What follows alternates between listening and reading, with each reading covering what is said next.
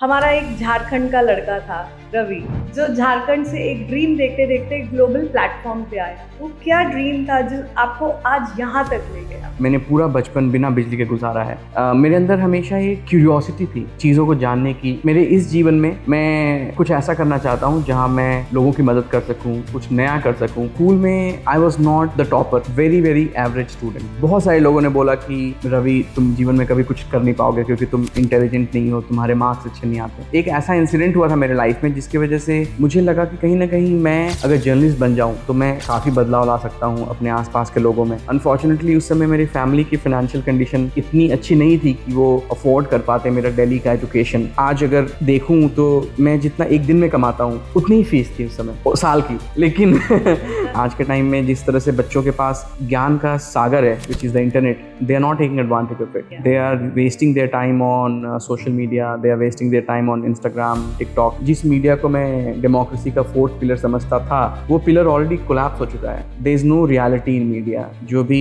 News आती हैं वो या तो प्रोपेगेंडा ड्रिवन है या फिर वो पेड है। तो पूरे दिन मैं कॉलेज करता था, शाम को मैं पार्ट टाइम जॉब करता था जहाँ से मुझे पैसे मिलते थे। तो मैं एक दिन में 2 जॉब करता था। पहली जॉब घर चलाने के लिए और दूसरी जॉब जिंदगी चलाने के लिए। 2010 अंत होते होते मुझे लगा कि शायद मैं अपनी लाइफ का पर्पस खो चुका हूँ। मुझे पता नहीं मुझे क्या करना है। मैं जर्नलिज्म कर नहीं रहा हूँ, मुझे कोई गाइड करने वाला भी नहीं है। ये वो समय था जब जोमेटो, फ्लिपकार्ट शुरू हो रहा था। मुझे उन सब के साथ अर्ली स्टेज पे बहुत सारा काम करने का मौका मिला और धीरे धीरे मुझे खुद पता नहीं चला कि कब मैं इस फील्ड में एक्सपर्ट बन गया और लोग मुझे रीच आउट करने लगे to help them and guide them. तो मैंने बिना कुछ प्लान किए 2017 में अपनी जॉब छोड़ दी। मुझे मौका मिला to curate Shark Tank India. शुरुआत के 6 महीने हमने बहुत रिसर्च की कि ये शो इंडिया में कैसे चलेगा। शार्क टैंक तक जाना बहुत मुश्किल है। तो मैं 2020 तक I was a pure atheist, मतलब मैं भगवान के कॉन्सेप्ट में बिलीव ही नहीं करता था। सबसे पहले मैंने देखा कि रिलीजन है, स्टैचूज हैं, आइडल्स हैं, मंदिर हैं, लोग उसकी पूजा करते हैं। मैंने कहा कि this can not be the reality. तो जब कुछ नहीं था उस समय जो था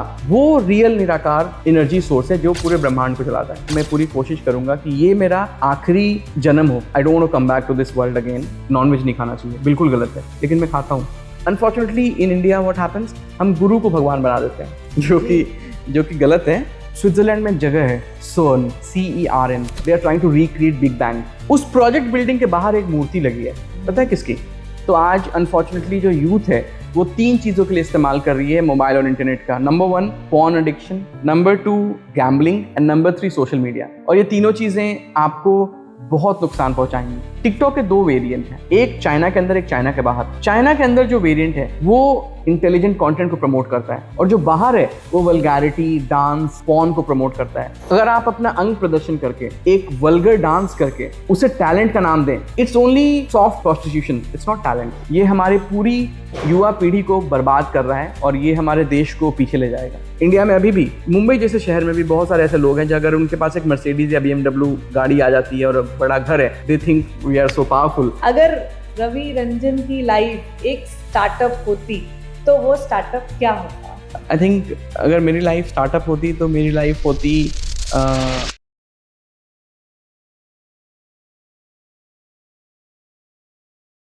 hello and welcome to yet another episode of the Megha's show. आज हमारे साथ एक बहुत ही स्पेशल गेस्ट हैं जो स्टार्टअप एवेंजलिस्ट कहलाते हैं, जिन्होंने 2 लाख से ऊपर एंटरप्रेन्योर्स को मेंटरशिप दिया है। सिर्फ एंटरप्रेन्योर्स को ही नहीं, 20,000 प्लस एकेडमिशियंस को भी दिया है, और जो कहलाते हैं शार्क टैंक इंडिया के क्यूरेटर। अभी तक गेस कर रहे हैं?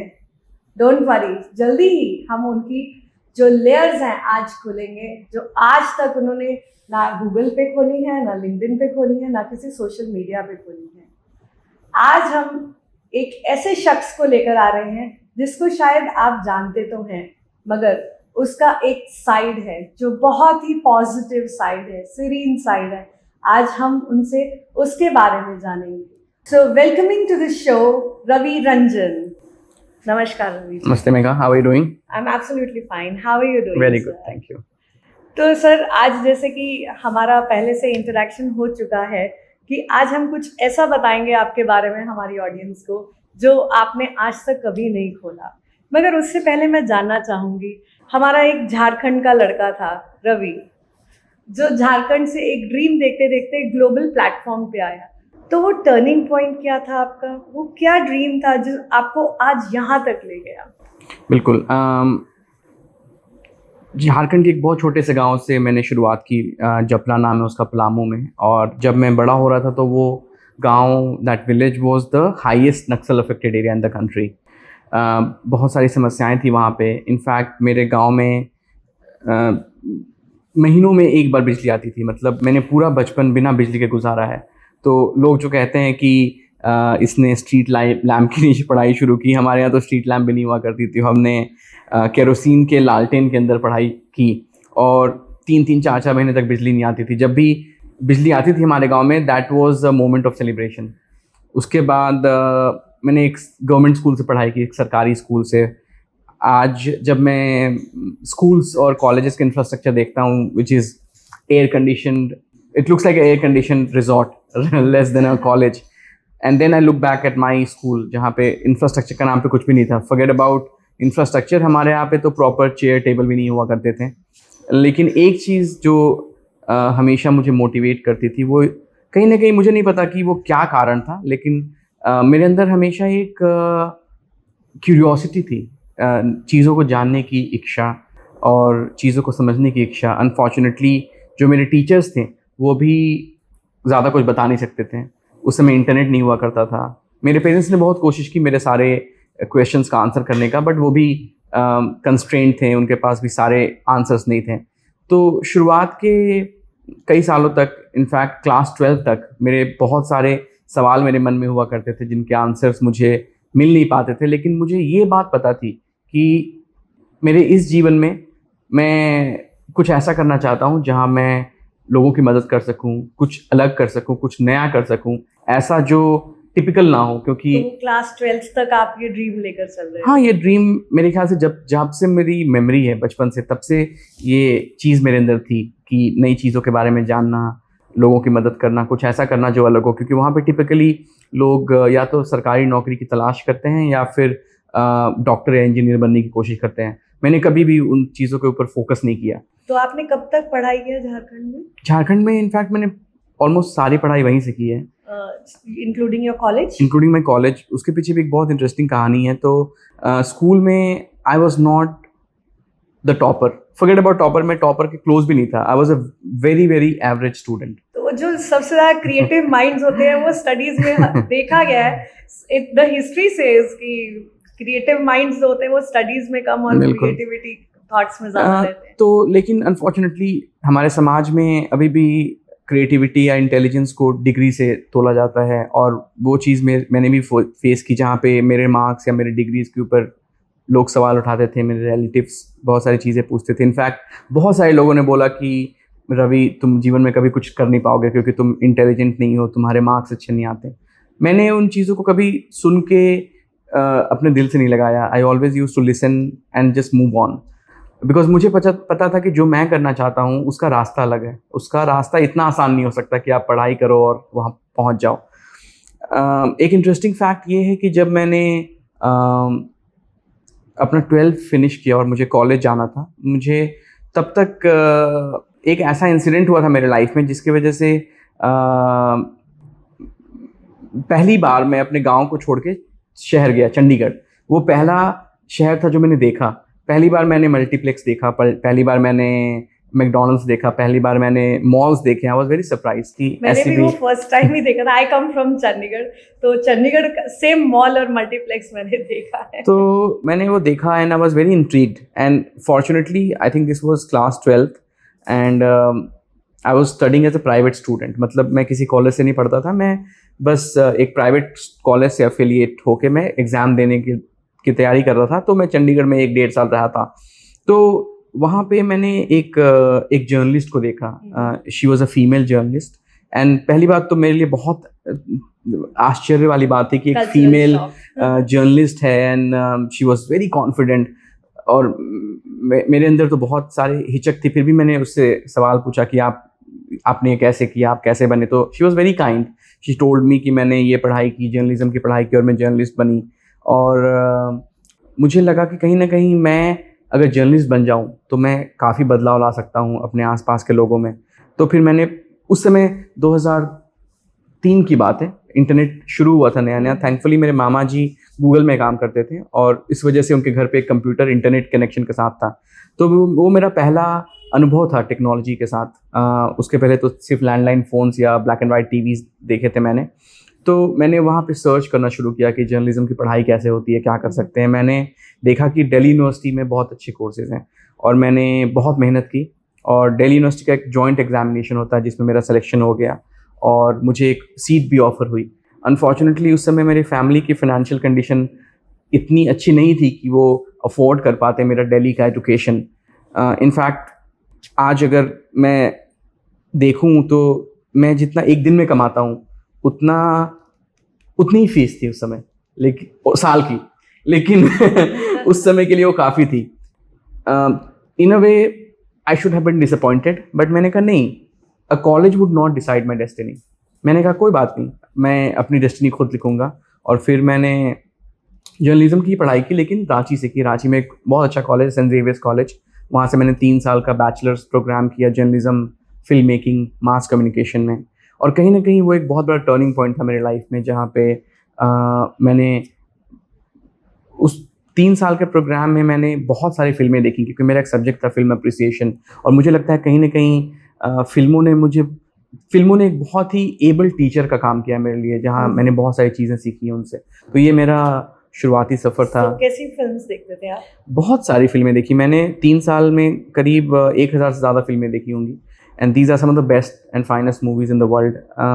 Movies were on world war II, movies which were on American occupation, movies which were about the Jewish genocide by Hitler in Germany. तो मतलब जिस उम्र में सब लोग जो है एंटरटेनमेंट के लिए मूवीज देखते हैं, आपने बहुत इंटेलेक्ट मूवीज देखी, जो ऑफ कोर्स आप बता ही रहे, तो इंटरनेशनल प्लेटफॉर्म तो आपके लिए प्लेटर ही बन गया। बिल्कुल बिल्कुल सही बात है। इनफैक्ट जब मेरे सारे दोस्त पार्टीज करते थे और मस्ती करते थे, मैं अपना टाइम गुजारा करता था इन फिल्मों को देख के, क्योंकि उस समय भी मेरे पास ऑप्शन नहीं था। अनफॉर्चुनेटली आज के टाइम में जिस तरह से बच्चों के पास ज्ञान का सागर है, which is the internet, they are not taking advantage of it. They are wasting their time on social media, they are wasting their time on Instagram, TikTok, but they are not able to understand कि जो आज हम taken for granted लेते हैं, which it was like luxury for us back in 2000। उस समय जो भी जानकारी है लाइब्रेरी तक सीमित थी, वो भी एक किताब ख़त्म करने में आपको कितना समय लगता है। धीरे धीरे विकिपीडिया आया और फिर आपके पास ऑप्शन था कि आप नई चीज़ों को सीख सकें। तो मुझे जब भी मौका मिला, मैं हमेशा सीखता ही चला गया। और मुझे अभी भी लगता है कि आपके लिए एक जन्म बहुत कम है चीज़ों को सीख पाने के लिए, लेकिन क्योंकि दुनिया में इतनी सारी चीज़ें हैं। एब्सोल्युटली, बिल्कुल। तो फिर आपका ब्रेक थ्रू कैसे हुआ at the global platform? Global platform तो काफ़ी दूर था वहाँ से। मैंने कभी खुद भी नहीं सोचा था कि मुझे ग्लोबल प्लेटफॉर्म पे अपॉर्चुनिटी मिलेगी, दुनिया के अलग अलग देशों में जाने का, अलग अलग लोगों के साथ काम करने का। तो 3 साल मैंने पढ़ाई की जर्नलिज्म की। इनफैक्ट जब मैं जर्नलिज्म की पढ़ाई कर रहा था, क्योंकि मेरे घर की फाइनेंशियल कंडीशन अच्छी नहीं थी, मुझे उन्हें डे 1 से सपोर्ट करना था। तो मतलब कॉलेज के पहले साल में ही, जो कि 2004 था, I was very young but I had to support my family. So पूरे दिन मैं कॉलेज करता था, शाम को मैं पार्ट टाइम जॉब करता था, जहाँ से मुझे पैसे मिलते थे। इनफैक्ट मुझे अभी भी याद है, उस समय मेरे पापा मुझे हर महीने 3000 रुपये भेजा करते थे to cover everything, right from my rental to my food, everything, which is impossible to think, because आज 3000 रुपये कहाँ जाते हैं पता भी नहीं चलता है, right? Less than an hour we can spend, So, one swipe and 3000 gone. But मैंने कोशिश की कि जितनी जल्दी हो सके ये 3000 लेने के बजाय मैं घर भेजना शुरू करूं, और मैंने काम करना शुरू कर दिया अपने कॉलेज के पहले महीने से ही। और थैंकफुली मुझे कुछ अपॉर्चुनिटीज़ मिलती चली गई। मैंने अपने करियर की शुरुआत की as a freelance journalist with a newspaper, जहाँ पे मैं सोशल इश्यूज़ के ऊपर एक फुल पेज फीचर लिखा करता था। उसके बाद मैंने रेडियो जॉकी का काम किया। उसके बाद मैंने टेलीविज़न प्रोडक्शन में काम किया। So very interesting journey, and मैं बहुत खुश था। मुझे लगा कि मेरे जीवन में सब कुछ मुझे मिल गया। लेकिन इसी को ज़िंदगी कहते हैं, जहाँ आपको लगता है कि सब कुछ पूरा हो गया है, अगले मोड़ पे क्या आएगा आपको कोई कुछ भी पता नहीं है, ठीक है। मैंने 3 साल कॉलेज की पढ़ाई ख़त्म की और मैंने कहा कि बस अब मुझे कोई रोक नहीं सकता दुनिया को बदलने से। मैंने मीडिया ज्वाइन किया और मेरे लिए बहुत बड़ा शौक था, जहाँ पे मुझे ये पता चला कि जिस मीडिया को मैं डेमोक्रेसी का 4th पिलर समझता था, वो पिलर ऑलरेडी कोलैप्स हो चुका है। पूरी मीडिया इंडस्ट्री जो है पूरी दुनिया में, खास करके भारत में, it's paid media. There is no reality in media. जो भी न्यूज़ आती हैं वो या तो प्रोपेगेंडा ड्रिवन है या फिर वो पेड हैं। एंड सच्चाई के ऊपर कोई बात नहीं करना चाहता। It's not there in TMS. तो सच्चाई के ऊपर कोई बात नहीं करना चाहता, क्योंकि या तो वो आपके स्पॉन्सर्स हैं या वो रूलिंग पार्टी के लीडर्स हैं। yes. तो मैंने कहा कि अगर मुझे सच बोलने के लिए, मैंने जो प्लेटफॉर्म सच बोलने के लिए चुना था, अगर मुझे वो सच बोलने की आज़ादी ना हो तो फिर इसका कोई फ़ायदा नहीं है। मैं बहुत डिसअपॉइंट हुआ, लेकिन फिर मेरे कुछ सीनियर्स ने मुझे बताया कि देखो Ravi, life you can not work on a strict stubborn attitude, you have to be flexible. तुम्हें थोड़ा कॉम्प्रोमाइज़ करना पड़ेगा। फिर मैंने सोचा कि और क्या कर सकते हैं। ये दूसरा बहुत इंटरेस्टिंग ब्रेक था मेरे लाइफ में और दूसरा शॉकर भी। इस 3 साल के दौरान मैंने कुछ पैसे जमा तो किए थे। मुझे लगा कि मेरे पास इतने पैसे हैं कि शायद मैं कुछ और अच्छा कर सकूं। मैंने फिर दिल्ली में एक बहुत फेमस इंस्टीट्यूशन है IIMC, Indian institute of mass communication, जो कि जर्नलिज्म का बेस्ट कॉलेज माना जाता है। वहाँ पे आप पोस्ट ग्रेजुएशन की पढ़ाई करते हैं। तो ये दूसरा शॉकर था मेरे लिए। इनफैक्ट जब मैंने IIMC के बारे में सुना, जो कि इंडिया का सबसे अच्छा कॉलेज है जर्नलिज्म के लिए, जहाँ पे पोस्ट ग्रेजुएशन की पढ़ाई होती है, वहाँ पे मुझे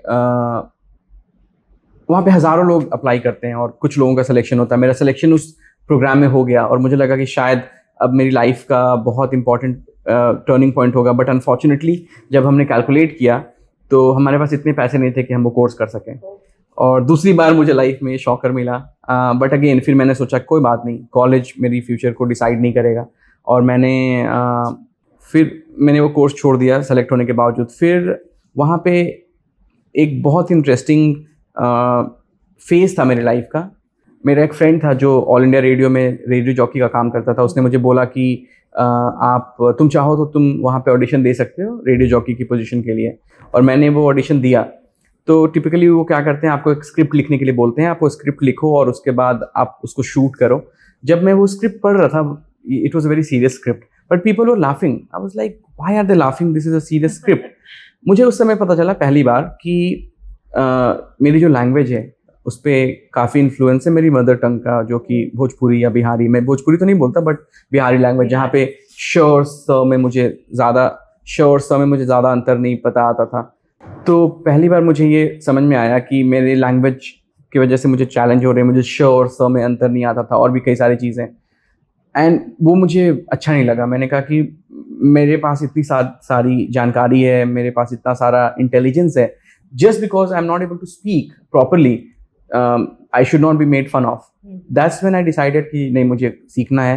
फिर मैंने हिंदी सीखनी शुरू की प्रॉपर। और उस समय फिर मुझे रियलाइज हुआ कि मुझे इंग्लिश बोलना भी ज़रूरी है, क्योंकि कॉलेज ख़त्म होने तक मुझे इंग्लिश बोलना नहीं आता था। Don't tell me. Seriously? फिर मैंने क्या किया, this is one of the biggest thing which I have done in my life. So what I did is that मैं दिल्ली में था और मैंने वो कोर्स ज्वाइन नहीं किया बिकॉज मेरे पास पैसे नहीं थे।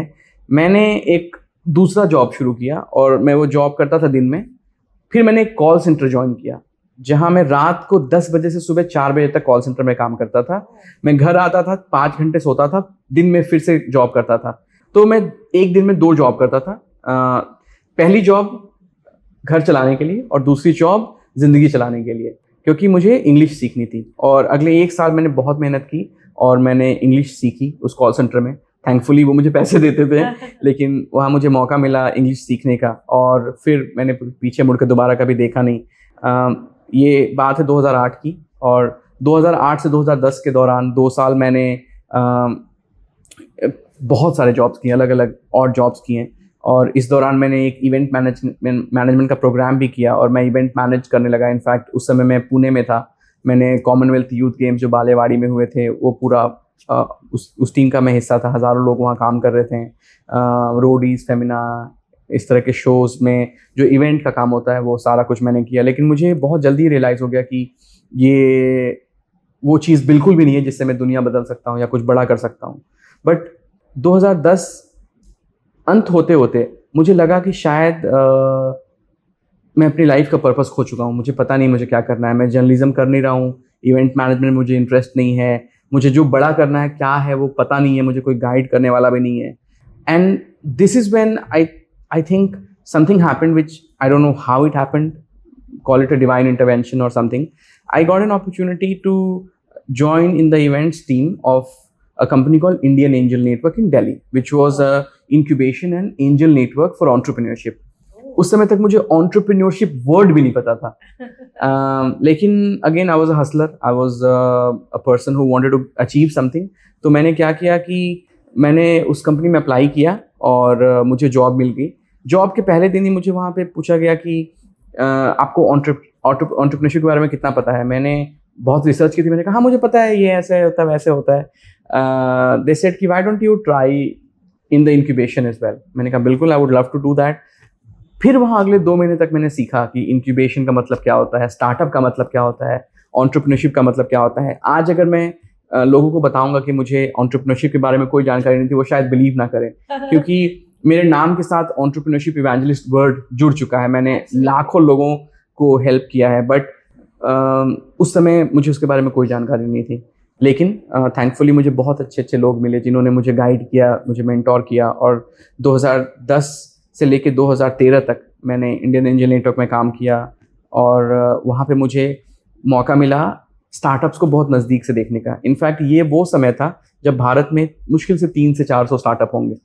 From there, India has now become the third largest startup ecosystem in the world, but it was just the starting phase. But I was very lucky. You are now called as the startup ecosystem builder.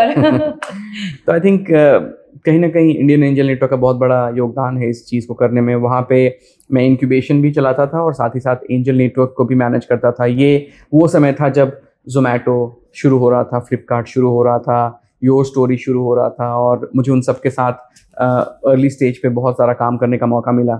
फिर 2013 के and में मुझे मौका मिला to work with a large VC fund where I helped them launch in India and Nepal. Then I moved to Hong Kong for some time. I worked with another international network, and then another very big break in my life which I got was working with 10,000 startup program by NASSCOM. At that point, 10,000 was one of the biggest startup program in the world, which was built by NASSCOM and Government of India, supported by multiple state governments and funded by companies like Google, Facebook, Amazon, Microsoft. तो 2014 के दिसंबर से लेके 2017 के and तक मैं वो programme में जुड़ा था, उसका हिस्सा बना था, और मुझे मौका मिला कई सारे एंटरप्रेन्योर से जुड़ने का। मैंने पूरे देश में ट्रैवल किया, नॉर्थ से लेके साउथ तक, ईस्ट से लेके वेस्ट तक, नॉर्थ ईस्ट स्टेट्स, और सारे स्टेक होल्डर्स के साथ काम करने का मौका मिला। Incubation centres, accelerators, angel networks, VCs, family offices, government agencies, international agencies, entrepreneurs. और इस दौरान मैं बहुत सारे कॉलेजेस में लेक्चर देना मैंने शुरू कर दिया, पढ़ाना शुरू कर दिया एंटरप्रेन्योरशिप के बारे में। और धीरे धीरे मुझे खुद पता नहीं चला कि कब मैं इस फील्ड में एक्सपर्ट बन गया और लोग मुझे रीच आउट करने लगे to help them and guide them. But ya this was a very interesting journey. And 2016 में एक बहुत बड़ा ब्रेक मिला मुझे। गवर्नमेंट ऑफ यूनाइटेड स्टेट्स का एक प्रोग्राम है IVLP, जहाँ पे वो हर साल करीब 100 लोगों को इंडिया से सेलेक्ट करते हैं अलग अलग फील्ड में, जिन्हें वो US लेके जाते हैं और उन्हें उनके फील्ड में जो एक्सपर्ट लोग हैं उनसे मिलाते हैं। एक इनवाइट ओनली प्रोग्राम होता है जो US गवर्नमेंट आपके परफॉर्मेंस के ऊपर देख के आपको सेलेक्ट करती है। It's not a match making, it's a program जहाँ पे US एम्बेसीज और US कॉन्सुलेट अपने अपने स्टेट्स में देखते हैं कि कौन बहुत अच्छा काम कर रहे हैं। मुझे उन्होंने देखा कोलकाता से और उन्होंने मुझे इस प्रोग्राम के लिए सेलेक्ट किया और मैं US गया पहली बार, और मैंने वहाँ Harvard university, Harvard, Stanford, Berkeley, इन सारी यूनिवर्सिटीज़ को देखा, वहाँ के इनोवेशन सेंटर को समझा और मुझे बहुत अच्छा लगा। और फिर मुझे रियलाइज़ हुआ 2017 में कि मैं सिर्फ एंटरप्रेन्योरशिप की बात करता हूँ, अगर मैं ट्रूली एंटरप्रेन्योरशिप को समझना चाहता हूँ तो मुझे एंटरप्रेन्योर बनना पड़ेगा। तो मैंने बिना कुछ प्लान किए 2017 में अपनी जॉब छोड़ दी और फिर मैंने कंसल्टिंग शुरू किया और अलग अलग ब्रांड्स को मैं कंसल्ट करने लगा। और फाइनली वो सारा कंसल्टिंग का जो बिजनेस है वो कंसोलिडेट होके वेलोसिटी वन कंपनी के रूप में तब्दील हो गया। बट हाँ, 2018 से मेरी खुद की एंटरप्रेन्योरशिप की जर्नी शुरू हुई, जहाँ पे मैंने बहुत इंटरेस्टिंग काम किए हैं अलग अलग स्टेक होल्डर्स के साथ। जैसे कि मैंने कई स्टेट गवर्नमेंट्स को कंसल्टिंग की, वीसी फंड्स को कंसल्टिंग की, स्टार्टअप्स को कंसल्ट किया। और 2021 में मुझे मौका मिला, 2020 में actually, which was a very interesting aspect, because एक तरफ मेरी मीडिया की एक्सपर्टीज़ है, दूसरी तरफ मेरी एंटरप्रेन्योरशिप की एक्सपर्टीज़ है। और मुझे लगा कि कुछ इंटरेस्टिंग करने का अगर मौका मिले तो मैं ज़रूर करना चाहूँगा। मेरे घर में 2004 में जब मैंने घर छोड़ा, आज 24 साल हो गए, 20 साल हो गए, 21 साल, आज तक मैंने कभी टीवी नहीं खरीदा है।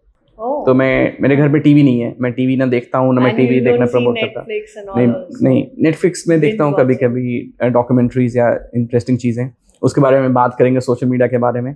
बट मुझे मौका मिला to curate Shark Tank India, which was a very interesting opportunity, a mix of media and entrepreneurship. तो Sony team obviously they are one of the best in the world, and उन्होंने बहुत interesting programmes बनाए हैं। But जब वो shark tank बना रहे थे तो उन्हें एक ऐसे एक्सपर्ट की ज़रूरत थी जो उनको एंटरप्रेन्योरशिप के फील्ड में मदद कर सके। तो शुरुआत के 6 महीने हमने बहुत रिसर्च की कि ये शो इंडिया में कैसे चलेगा, कैसे पॉपुलर होगा। फिर अगले 6 महीने हमने कोशिश की to create the panel of sharks. तो अलग अलग लोगों को इंटरव्यू किया, और उसके बाद some of the best names are there in the panel of the sharks. उसके बाद एक बिजनेस टीम बनाई, जिस बिजनेस टीम ने 60,000 से ज़्यादा एप्लीकेशंस को शॉर्टलिस्ट किए, और फाइनली शो बन के आया जो कि बहुत ही पॉपुलर हुआ। और आज शार्क टैंक एक इंस्पिरेशन बन चुका है भारत के बिजनेस ओनर्स और एंटरप्रेन्योर्स के लिए। सो शार्क टैंक तो ऑब्वियसली हम सब जानते हैं कि शार्क टैंक क्या है, और उसने कितने सारे सपने स्टार्टअप्स को दिखाए हैं। मैं पर्सनली जानती हूँ बहुत सारे लोग जिन्होंने जॉब्स के साथ साथ एक second line of business start कर दिया, बिकॉज दे थिंक कि हमें कोई ना कोई कभी ना कभी, बिकॉज मेरे आइडिया में दम है तो definitely I will get the funding. मगर ये तो है जो हम पर्दे के सामने देखते हैं। आई एम श्योर पर्दे के पीछे भी कुछ ऐसा बहुत होगा जो कि कभी दिखाया नहीं जाता है। ऐसा कोई मोमेंट बताइए जो लाइफ लॉन्ग आपके साथ चलेगा। बहुत सारे मोमेंट हैं। सबसे पहले तो आई थिंक बहुत सारे लोगों को ये पता नहीं है कि शार्क टैंक का जो एपिसोड होता है उसकी शूटिंग 1 से 1.5 घंटे चलती है। उस शूटिंग को एडिट करके वो 5 से 10 मिनट में दिखाते हैं। तो आपको जो स्क्रीन पे दिखाया जाता है उसके अलावा भी बहुत सारी चीज़ें डिस्कशन बैकग्राउंड में होते हैं। ये एक चीज़ है। दूसरी चीज़ ये है कि शार्क टैंक तक जाना बहुत मुश्किल है। आप आज तो मेरे ख्याल से 1 लाख से भी ज़्यादा एप्लीकेशन आते हैं, और उसमें से सिर्फ 120-140 स्टार्टअप्स को सेलेक्ट करके वो लेके जाते हैं। तीसरी चीज़ ये है कि शार्क टैंक में कुछ भी स्क्रिप्टेड नहीं है, सब कुछ रियल है, क्योंकि शार्क्स जो हैं उन्हें ये बिल्कुल भी पता नहीं कि अगला प्रोडक्ट कौन सा होने वाला है।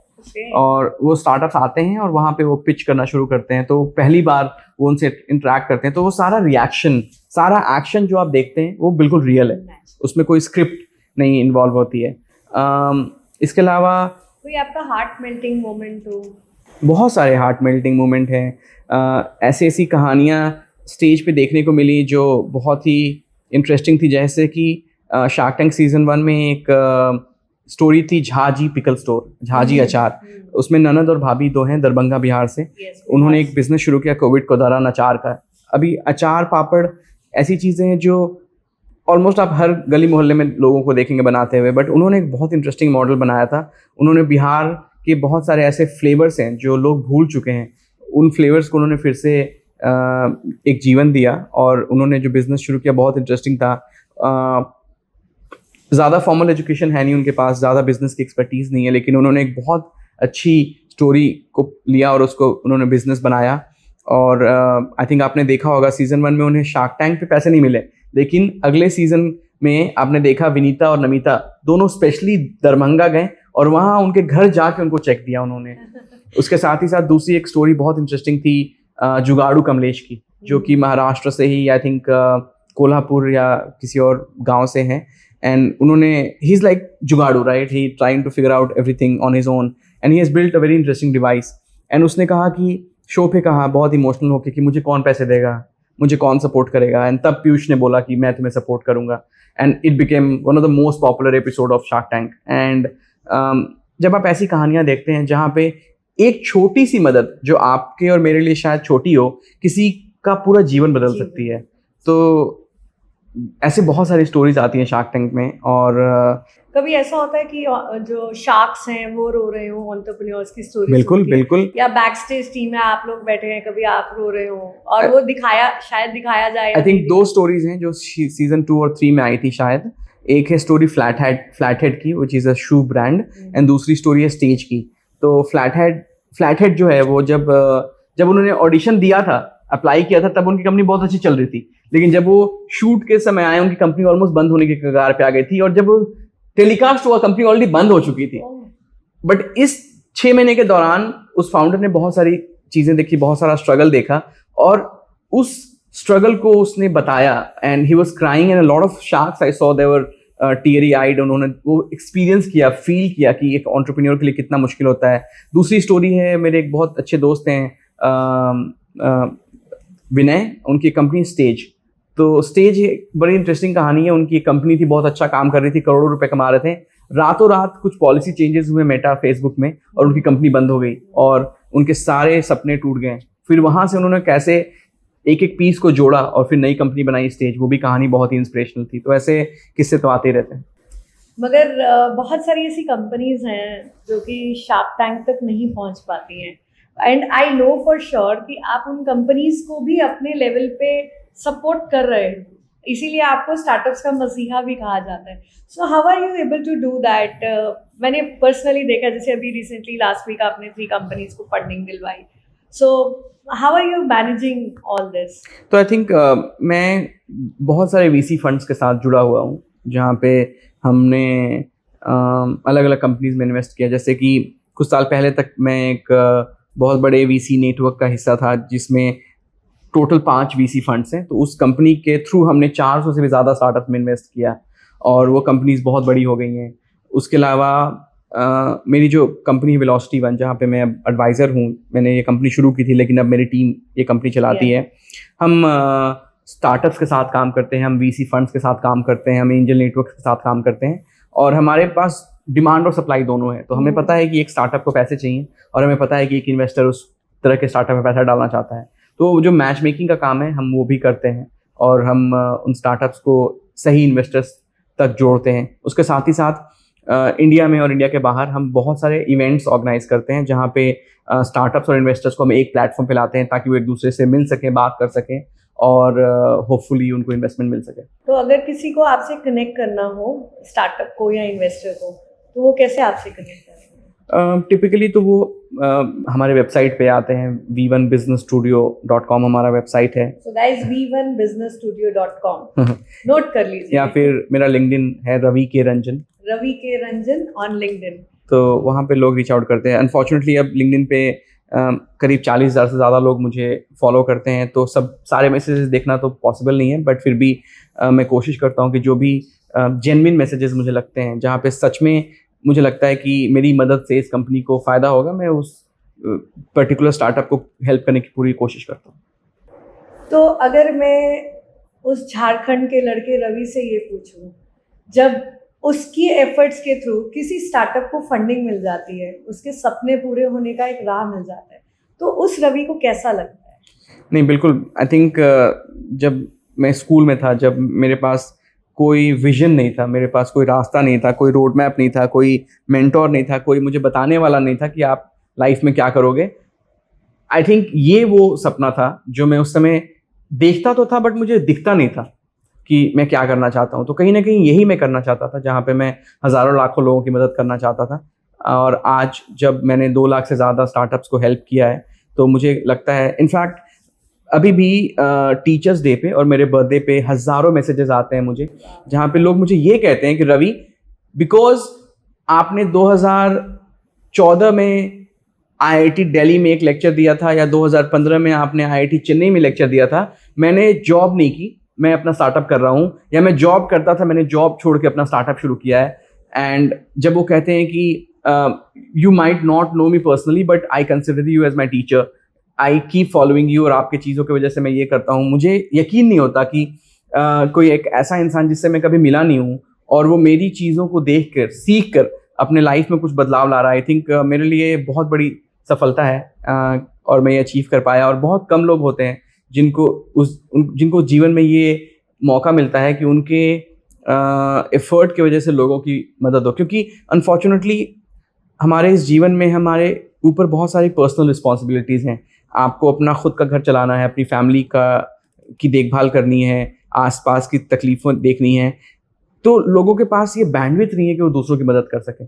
अनफॉर्चुनेटली हमारा समाज भी ऐसा बना है जहाँ पे हमें हमेशा यही सिखाया जाता है कि पहले अपनी मदद करो, और ज़्यादातर लोग सिर्फ अपनी ही मदद करना चाहते हैं। उनके पास अगर पॉसिबिलिटी है तब भी वो मदद नहीं कर सकते।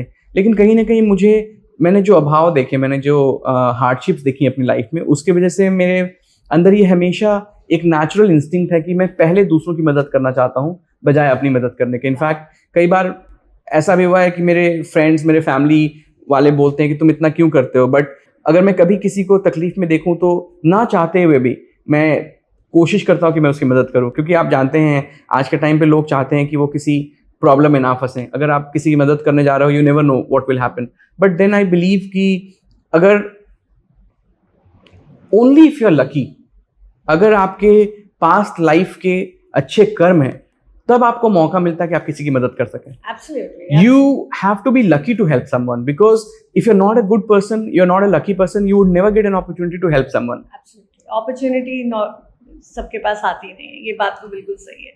तो जैसे आप बोल रहे हैं, तो आपको तो बहुत सेंस ऑफ फुलफिलमेंट होता होगा अपने हर एक सक्सेस स्टोरी के साथ।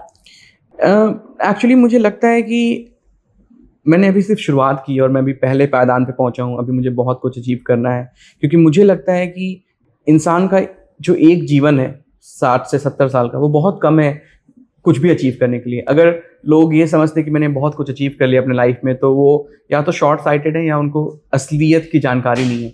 आपको लाइफ में बहुत सारी चीज़ें अचीव करने की अपॉर्चुनिटी है। Wealth, health, intelligence, wisdom, spirituality, religion, not religion but spirituality, reality, सच्चाई क्या है ये समझना बहुत मुश्किल है। आज लोग आर्टिफिशियल चकाचौंध की दुनिया में डूबे हुए हैं, उन्हें सच से मतलब ही नहीं और सच बहुत दूर है उनके लिए। इनफैक्ट इसके पीछे एक कारण है जो कि आई don't no, it might sound stupid, but अगर आप सनातन धर्म को देखें या फिर आप जो वैदिक फिलॉसफी को देखें, तो विश्व को 4 कालों में बांटा गया और चौथा काल जो है कलयुग का चल रहा है। और जो कलयुग है उसमें पाप, लस्ट, ईर्ष्या, द्वेष, मतलब jealousy, vulgarity, criminal hatred, all of these things would get prosperity, and good deed, helping others, being kind would be very difficult, क्योंकि this is the Kalyug, or this phase of the world feeds on negativity.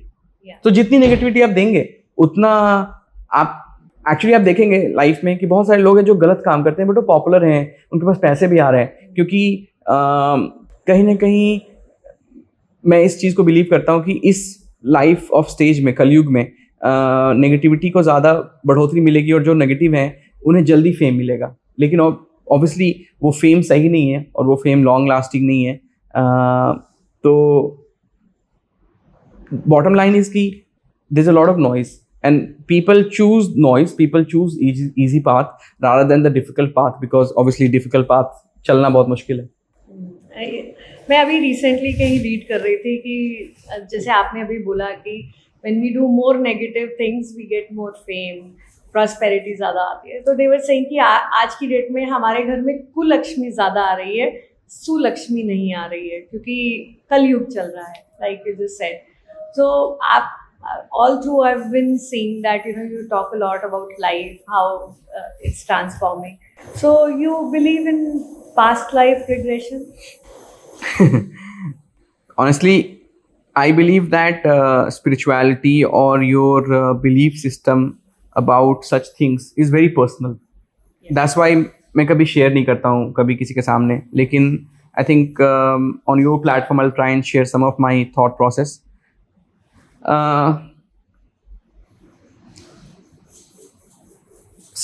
I think सबसे पहले ये समझना बहुत ज़रूरी है कि life का रियल मीनिंग क्या है। मेरे पास आंसर नहीं है इसका, बट मुझे लगता है कि आपको अगर ह्यूमन लाइफ मिला है, जो कि बहुत मुश्किल है मिलना, you need to at least put an effort to find the meaning of life. The meaning of life is not to get wealth. The meaning of life is not to get popular. These are very important things. Popular होना, पैसे कमाना बहुत ज़रूरी है, क्योंकि उसके बिना, अर्थ के बिना आप जीवन चला नहीं सकते। लेकिन आपको इस जीवन में समय निकाल के ये जानने की कोशिश करना बहुत ज़रूरी है कि आप इस धरती पे क्यों आए, आपका पर्पस क्या था और आप ये क्यों करना चाहते हैं। क्योंकि अगर आप ये सोचते हैं कि मेरे जीवन का पर्पस ये है कि मुझे एक पॉपुलर सेलिब्रिटी बनना है या एक बहुत सक्सेसफुल बिजनेसमैन बनना है, that is good enough for this world which is full of maya, which is full of visual theatrics, but this is not the reality. Because अगर again if you look at, and I believe Sanatan Dharma is a very scientific dharma. It's based on lot of logic and lot of science. And as per the text, Veda Purana जो हमारे लिखे हैं, उसके हिसाब से हम जिस फेज में भी हैं, ये एक बहुत छोटा फेज है। जो यूनिवर्स है, नोन यूनिवर्स, सिर्फ नोन यूनिवर्स इतना बड़ा है जिसके बारे में साइंटिस्ट आज तक जान नहीं पाए। इसके ऊपर बहुत सारे यूनिवर्सेस हैं। मल्टीवर्स का जो कॉन्सेप्ट है वो भी हमारे वेदों में बहुत पहले लिखा गया था। ऋग्वेद जो कि हमारा सबसे पुराना वेद है, उसमें मल्टीवर्स की बात की गई थी। एक मैं छोटा सा एग्जाम्पल देता हूँ आपको। एक समय ऐसा आया था कि ब्रह्मा जी को बहुत घमंड हो गया कि वो बहुत शक्तिशाली हैं और उनके आगे कोई नहीं है, और उन्होंने कृष्ण का मजाक उड़ाया कि मतलब मैं इतना पावरफुल हूँ कि मैं कुछ भी कर सकता हूँ। फिर कृष्ण ने क्या किया कि कृष्ण ने ब्रह्मा को दिव्य दृष्टि दी और उनको दिखाया कि हजारों ब्रह्मांड है, उसमें हजारों ब्रह्मा है, एंड वो ब्रह्मा इनसे बहुत ज्यादा ताकतवर है। तब ब्रह्मा को ये रियलाइज हुआ कि मैं तो कुछ भी नहीं हूँ, मतलब I am just a pick of dust, right. तो मुझे ये लगता है कहीं ना कहीं कि आपको मेहनत करनी चाहिए ये समझने के लिए कि आप इस धरती पे क्यों आए हैं और आपको क्या करना है। तो मेरे लाइफ में एक बहुत ही इंटरेस्टिंग एस्पेक्ट है जो मैंने कभी किसी के साथ शेयर नहीं किया, क्योंकि मुझे लगता है ये बहुत पर्सनल है। तो मैं 2020 तक I was a pure atheist, मतलब मैं भगवान के कॉन्सेप्ट में बिलीव ही नहीं करता था। और मैंने इसको अपने बिलीफ को स्ट्रॉन्ग करने के लिए मैंने सारे रिलीजियस टेक्स्ट पढ़े।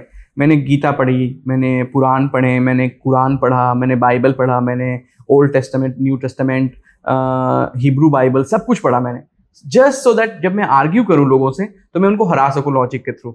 और मैंने कई बार लोगों को हराया है लॉजिक के थ्रू, बहुत सारे लोगों को। लेकिन 2020 में कोविड के दौरान unfortunately I lost my dad due to covid, and जब वो हुआ तो हिंदू धर्म में 10 दिन का जो समय होता है उसमें आप गरुड़ पुराण सुनते हैं और you try and reflect on the meaning of life. तो do I believe in Garuda Purana? I don't know. Do I believe what is written in Garuda Puran? Maybe, maybe not. But what I believe that there is a supreme power which is the reason behind this universe and many universes beyond this. Because अगर आप scientifically भी बात करें तो हम बात करते हैं बिग बैंग थियरी की, जिसको स्टीफन हॉकिंस और अल्बर्ट आइंस्टाइन ने बोला कि उसकी वजह से दुनिया बनी। लेकिन वो क्या ट्रिगर था जिसकी वजह से बिग बैंग हुआ? Nobody has an answer. And big bang theory से पहले से यूनिवर्स है। और ऑनेस्टली मुझे नहीं लगता कि इस लाइफ में मैं ये जान पाऊंगा सारी चीज़ों के बारे में, बट 2020 से धीरे धीरे मेरे अंदर ये भावना आई कि मुझे इसके बारे में जानना है। फिर मैंने रिसर्च करना शुरू किया पॉजिटिव तरीके से। फिर मैंने देखा कि अगर सनातन धर्म के पिलर्स की बात करें और बाकी जो धर्म है अब्राहमिक रिलीजन जैसे कि क्रिश्चियनिटी, जुडाइज़म, इस्लाम, ये तो काफ़ी रिलेटिवली नए धर्म है और इनका फिलॉसफी अलग है, तो मैं उसके ऊपर कॉमेंट नहीं करूँगा, मैं एक्सपर्ट भी नहीं हूँ। लेकिन सनातन धर्म के बारे में मैं जो बेसिक चीज़ें बोलना चाहूँगा वो ये है कि मैंने जब रिसर्च करना शुरू किया तो सबसे पहले मैंने देखा कि रिलीजन है एक हिंदू धर्म, जिसको बोलते हैं, हिंदू धर्म नहीं होता। हिंदू बेसिकली ऐसे लोग हैं जो हिंदू कुश पर्वत श्रेणी के अंदर रहते हैं, जो स्टार्ट होता है अफगानिस्तान से, ख़त्म होता है म्यांमार तक। आज के टाइम पे वो सिर्फ इंडिया में है। लेकिन जो धर्म एक्चुअली वो सनातन धर्म, जो which is also a life of way of living. और सनातन धर्म बहुत इंटरेस्टिंग है क्योंकि इसमें आपको कोई नियम नहीं है, ना आपको कोई पूजा स्पेसिफिक करनी है, ना आपको कोई मंत्र स्पेसिफिक पढ़ना है। आप अगर पत्थर को पूजते हो तब भी आप सनातन हो, अगर आप जानवरों को पूजते हो तब भी आप सनातन हो, सनातनी हो, अगर आप पौधे को पूजते हो तब भी आप सनातनी हो, आप नास्तिक हो तब भी आप सनातनी हो। ये एक ऐसा धर्म है जो हर फॉर्म ऑफ बिलीफ को एक्सेप्ट करता है। तो सबसे पहले मैंने देखा कि रिलीजन है, उसके बाद मैंने देखा कि स्टैचूज हैं, आइडल्स हैं, मंदिर हैं, लोग उसकी पूजा करते हैं। मैंने कहा कि this can not be the reality. मैंने धीरे धीरे उसके बारे में जानना शुरू किया और मैंने देखा कि फिर मुझे समझ में आया कि ये जो जितनी मूर्तियां बनाई गई हैं वो इसलिए बनाई गई हैं क्योंकि इंसान जो है ना, उसका मन बहुत व्याकुल होता है। It's always growing, right? To concentrate your mind you need to, and because we are humans, we can only believe in the things which we can touch and feel and look, right? So मुझे लगता है इस वजह से मूर्तियां बनाई गई ताकि आपका मन एकाग्रचित हो। You can concentrate on something and you can pray.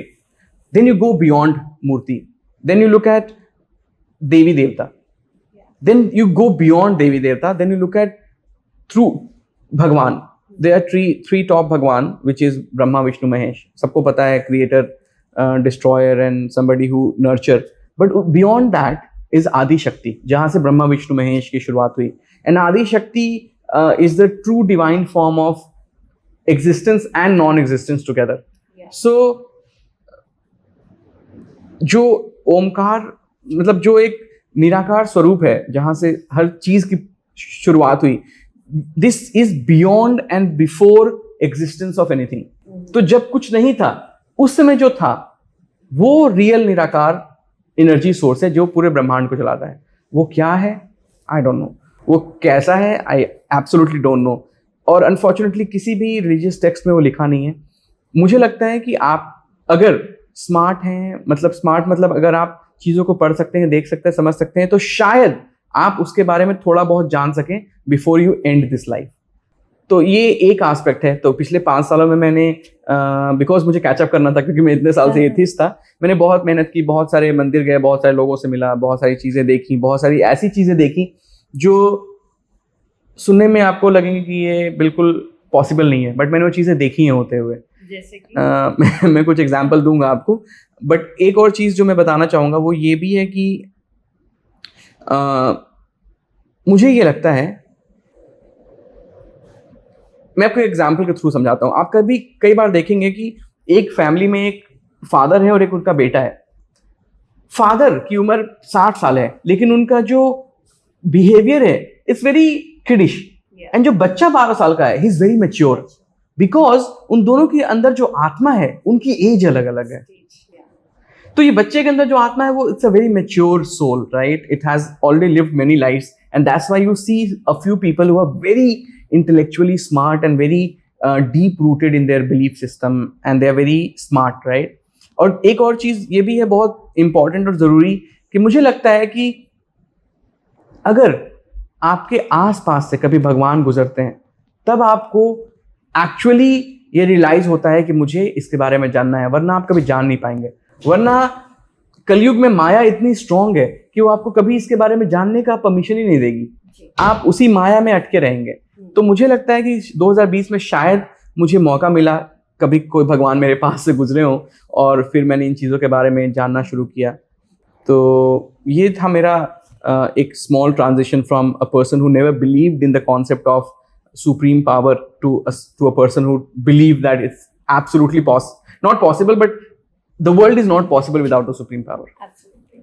तो अभी जैसे आपने मेरे से बात की कि जो हर लाइफ की अपनी एक स्टेज होती है, कितनी मैच्योर है उसी हिसाब से वो बिहेव करती है। आपको क्या लगता है आप किस लाइफ में हो अभी? ऑनेस्टली मुझे पता नहीं है, लेकिन मुझे ये लगता है और मैं चाहता हूँ और मैं पूरी कोशिश करूँगा कि ये मेरा आखिरी जन्म हो। I don't want to come back to this world again. Stage of liberation. I definitely want to achieve nirvana, moksha, whatever you call it, because आप ये सोचो, again this is very, how do I say, it can lead you to go into depression if you think too much about it, but again thankfully the supreme power has given me this intellectual capability to decode। तो मैं आपको एक example देता हूँ फिर से। आप ये सोचो कि हम और आप इस जीवन में हैं, कुछ टाइम के बाद हम मर जाएंगे, मरने के बाद हम फिर एक ऐसे जगह जाएंगे जहाँ पे सारे सोल्स रहते हैं और फिर वहाँ से हमें एक नई बॉडी असाइन कर दी जाएगी, because that's how the life works. Our soul is the energy which is also proven scientifically, the energy transfers, it never can be created और डिस्ट्रॉयड। तो हम फिर कुछ सालों के बाद एक दूसरे बॉडी में आएंगे और वो साइकिल चलता रहेगा। बट कब तक चलेगा? क्योंकि जो यूनिवर्स है वो तो बहुत बड़ा है, लाखों करोड़ों सालों का है। फिर मुझे लगता है कि अच्छा, अगर ये आखिरी जीवन है और फिर मेरी सोल चली गई एक ऐसी जगह पे जहां पे मुझे कहीं और जाना नहीं है, तो मैं वहां कब तक रहूंगा?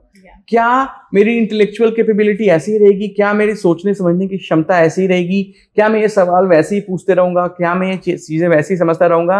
लेकिन दोनों सिनारियो में it is very difficult to comprehend, because आप हर बार इस लाइफ में आ रहे हो, दुनिया में आ रहे हो। देखो, अभी हम इसके पहले कई जीवन जी चुके होंगे, लेकिन हमें उसके बारे में कोई याद नहीं है. We have no memory of that. And what would happen in the next life? We have no memory of that. We have no control of that. So it is a cycle which will keep on going, but we would again, every time we restart again. Yes. So मुझे लगता है कि I don't want to get into this restart cycle. I want to end everything. I want to get free of this cycle. And if there is a divine power, I want to be one with that divine power. So जैसे आप spiritually इतने connected हैं, मतलब ऐसी बातें संत महात्मा लोग ही करते हैं, पर संत की जगह आज आप स्टार्टअप्स के मसीहा हो, कितने लोगों की हेल्प करते हो। मगर क्या आपको अपना पुरानी पास्ट लाइफ का वेट कभी फील हुआ है? पास्ट लाइफ रिग्रेशन जिसे कहते हैं, बहुत बार मुझे फील हुआ है। मैंने लाइफ में बहुत सारी गलतियां की हैं और बहुत सारे अच्छे काम भी किए हैं। मुझे लगता है कि कहीं ना कहीं जो भी पुराने जन्मों के डेट थे वो मैं चुका रहा हूँ, और होपफुली मैं अपने सारे डेट्स कैंसिल कर रहा हूँ ताकि फिर आगे मैं और कोई डेट कैरी फॉरवर्ड ना करूँ। लेकिन again, as a human being in Kalyug, मैं हर दिन गलतियाँ करता हूँ। जैसे कई सारी चीज़ें मुझे पता है मुझे नहीं करनी चाहिए, जैसे नॉनवेज नहीं खाना चाहिए, बिल्कुल गलत है। किसी जानवर को मारकर अपने स्वाद के लिए खाना सबसे बुरी बात है, लेकिन मैं खाता हूँ। It's very bad, it's very sad, but for me eating meat is not a process of enjoyment or pain. It's a natural process which is with me because I have grown up like that. Like मेरी mummy जो है, she's pure vegetarian. अगर किसी restaurant में nonveg खाना बनता है उसमें वो कदम ही नहीं रखती, लेकिन उनका बेटा होने के बावजूद मैं खाता हूँ, बिकॉज अगेन मेरी लाइफस्टाइल ऐसी है, मैं दुनिया में हर जगह घूमते रहता हूँ हर महीने। It's very difficult for you to survive as a vegetarian, and not only, I mean you can survive honestly, that's not an, इतना मुश्किल नहीं है, बट कहीं ना कहीं मुझे लगता है कि एक समय आएगा जब मैं खुद से छोड़ पाऊंगा, बट अभी तो बहुत मुश्किल है। लेकिन ये गलत है, मुझे पूरा यकीन है कि इसकी वजह से मुझे बहुत सारे बैड कर्मा मुझे मिल रहे हैं, but again I am not able to come out of that, and lot of other things I do. I mean unconsciously you hurt people, unconsciously you do things which affect people in a negative way, consciously you try and reduce it, but आप पूरी तरह से कर नहीं पाते हो। तो past life की अगर बात करें तो मुझे हमेशा फील होता है कि एक चीज़ मैं हमेशा ये फील करता हूँ, मैं देखता हूँ अपने आसपास मेरे फ्रेंड्स और मेरे नेटवर्क में लोगों को, मुझे कहीं ना कहीं लगता है कि मेरी सोचने की का तरीका, मेरे समझने का तरीका बहुत अलग है लोगों से, और ये तभी होता है जब आपने पिछले जन्म में बहुत सारी चीज़ें की हों और वो सारी चीज़ें आपको इस लाइफ में मदद कर रही हैं, तो वो मुझे कहीं ना कहीं ज़रूर फील होता है। तो आपने कभी पास्ट लाइफ रिग्रेशन कराया? मैं बार बार जा रही हूँ इसमें क्योंकि I really want to know कि हाउ डज इट फील।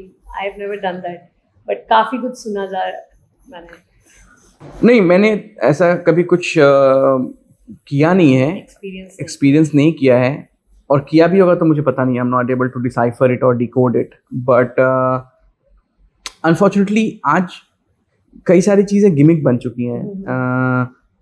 ज़्यादातर लोग जो एस्ट्रोलॉजी प्रैक्टिस करते हैं या पास्ट लाइफ से आपका ताल्लुक़ कराते हैं, they are not actually genuine, they don't know completely on how it works.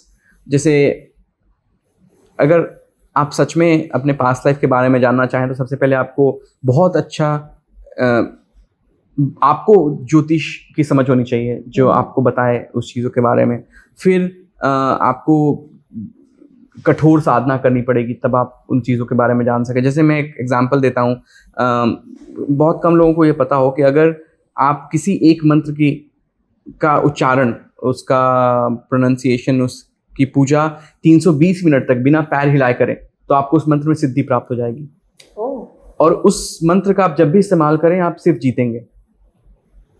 तो जैसे मैंने बताया पहले, मैं बोलना कि मैंने पिछले 5 साल में बहुत सारी ऐसी चीज़ें देखी जिसको एक्सप्लेन नहीं कर सकता। जैसे मेरे एक गुरुजी हैं, प्रयागराज में रहते हैं वो, और उनके पास ये सिद्धि है कि आप उनसे मिलें, वो आपका नाम पूछेंगे और आपसे 2-4 चीजें लिखवाएंगे which is not relevant to anything, and then he would look at your life and he would tell you what is wrong happening in your life, and he will tell you the thing which is happening with you, and he will tell you the name of the person who's doing that with you. Oh.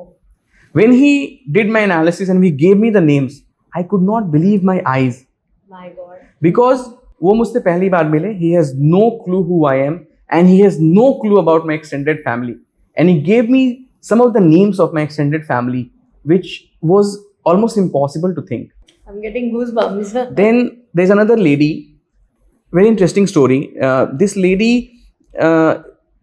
is illiterate, like उसने class 1 की पढ़ाई भी नहीं की है, and her husband is alcoholic. वो दिन भर शराब पी के अपनी बीवी को मारता है, और इनफैक्ट हमारे घर के पास वो रहती थी, और इस वजह से मेरी मम्मी से वो आती थी मदद मांगने के लिए।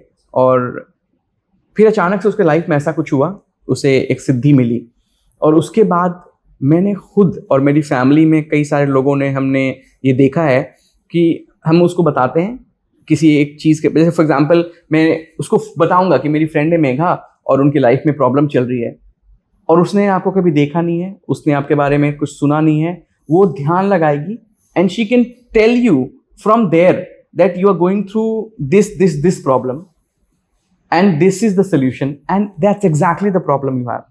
तो आप ये समझो, इट्स लाइक अगर आप देखें तो एक तरफ it feel like a divine power, a lot of people might say it's fake, she is just making it up, but how she has no history of the person and she is able to, like, I don't know, I should not say this on camera, but she once told us about a very close person in our family, and even that person was not aware.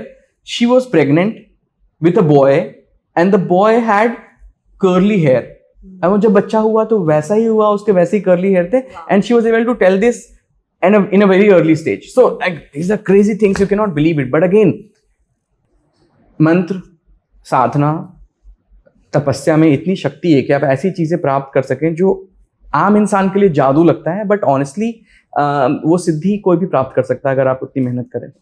आपने मंत्र, साधना, जप तो बोल दिया, एक तंत्र विद्या भी होती है, उसके ऊपर आपका क्या है? Tantra vidya is real, it's absolutely real, it's the way everything is real, it's real. तो एक बहुत इंटरेस्टिंग स्टोरी है, बहुत सारे कम लोग जानते हैं। देवी के बहुत सारे रूप होते हैं और अलग अलग रूप अलग अलग चीजें करते हैं, और उसमें एक देवी का रूप है बगलामुखी। बगलामुखी देवी जो है वो तंत्र की देवी है। तांत्रिक बगलामुखी की पूजा करते हैं तंत्र विद्या सीखने के लिए, और लोग बगलामुखी की पूजा करते हैं तंत्र विद्या से मुक्ति पाने के लिए। तो एक ही देवी दोनों चीजें करती हैं। आप किसी पे तंत्र कर सकते हैं which can be black magic, and you can cure black magic by worshipping the same devi. उनके दो बहुत बड़े बड़े मंदिर हैं, एक मध्य प्रदेश में और एक हिमाचल प्रदेश में, और दुनिया मतलब भारत के जितने भी बड़े सेलिब्रिटीज हैं वो वहां जाके पूजा कराते हैं। जी जी, माता पार्वती का ही तो एक स्वरूप है। बिल्कुल।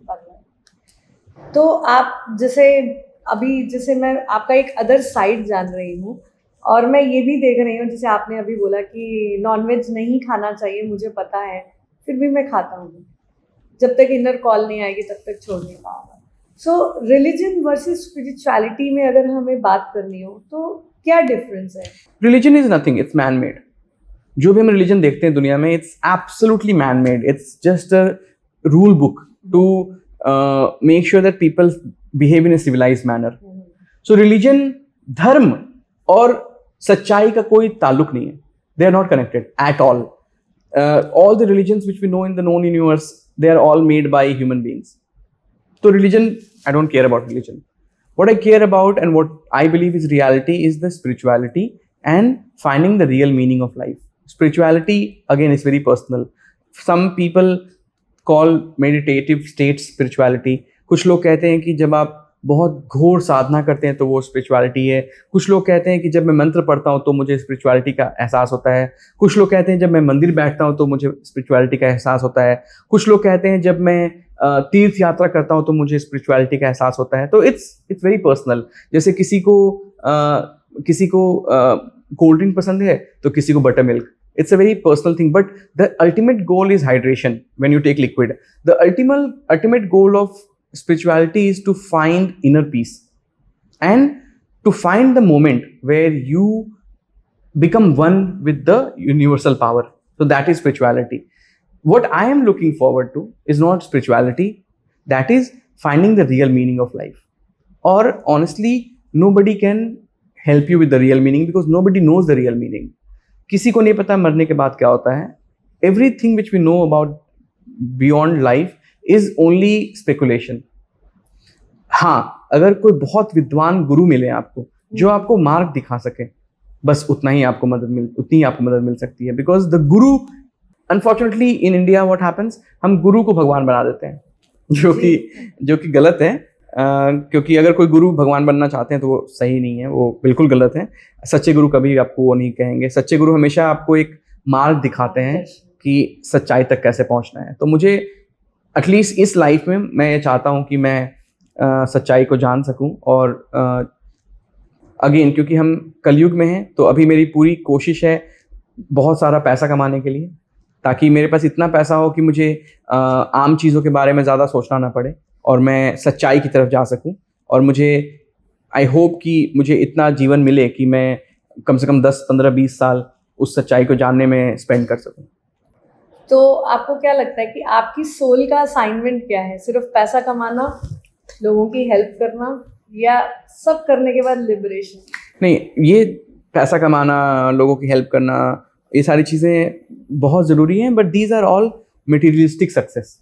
The real success for me would be when I would be able to find the real meaning of life and I would be able to completely disconnect with this world. जो मायावी दुनिया है, मैं उससे अलग हो जाऊं. तो जैसे कि रवि जी, आप जो हो इतना ट्रैवल कर रहे हो, आप इतने सारी स्पिरिचुअलिटी के ऊपर स्टडी कर रहे हो, रिसर्च कर रहे हो, any one ritual that you do during your travel with regards to your corporate travel also? इतने सारे events में जाते हैं आप. Yeah, so I mean I travel like 20-21 days a month, जो मैंने इस साल कम कर दिया है.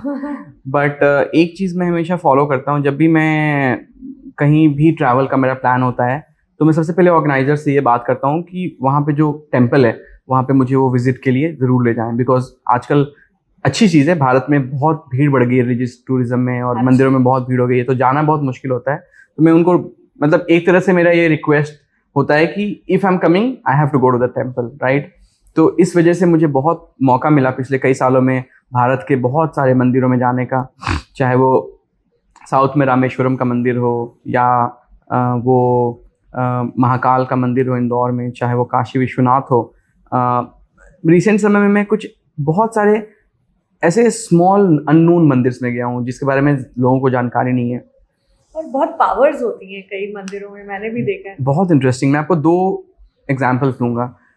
एक तो नीप करौरी आश्रम है जो आजकल बहुत पॉपुलर हो गया है because of Virat Kohli and others. But उसके पहले भी नीप करौरी आश्रम में स्टीव जॉब्स, मार्क जुकरबर्ग ऐसे लोग आते थे. और जब स्टीव जॉब्स आए थे तब तक बाबा की मौत हो चुकी थी. लेकिन इंटरेस्टिंग चीज़ ये है कि नीप करौरी आश्रम में कोई पूजा नहीं होती, वहाँ पे कोई डिस्कशन नहीं होता, कोई रिकॉर्ड्स नहीं होता. वहाँ पे लोग सिर्फ उस एनर्जी को फील करने के लिए आते हैं.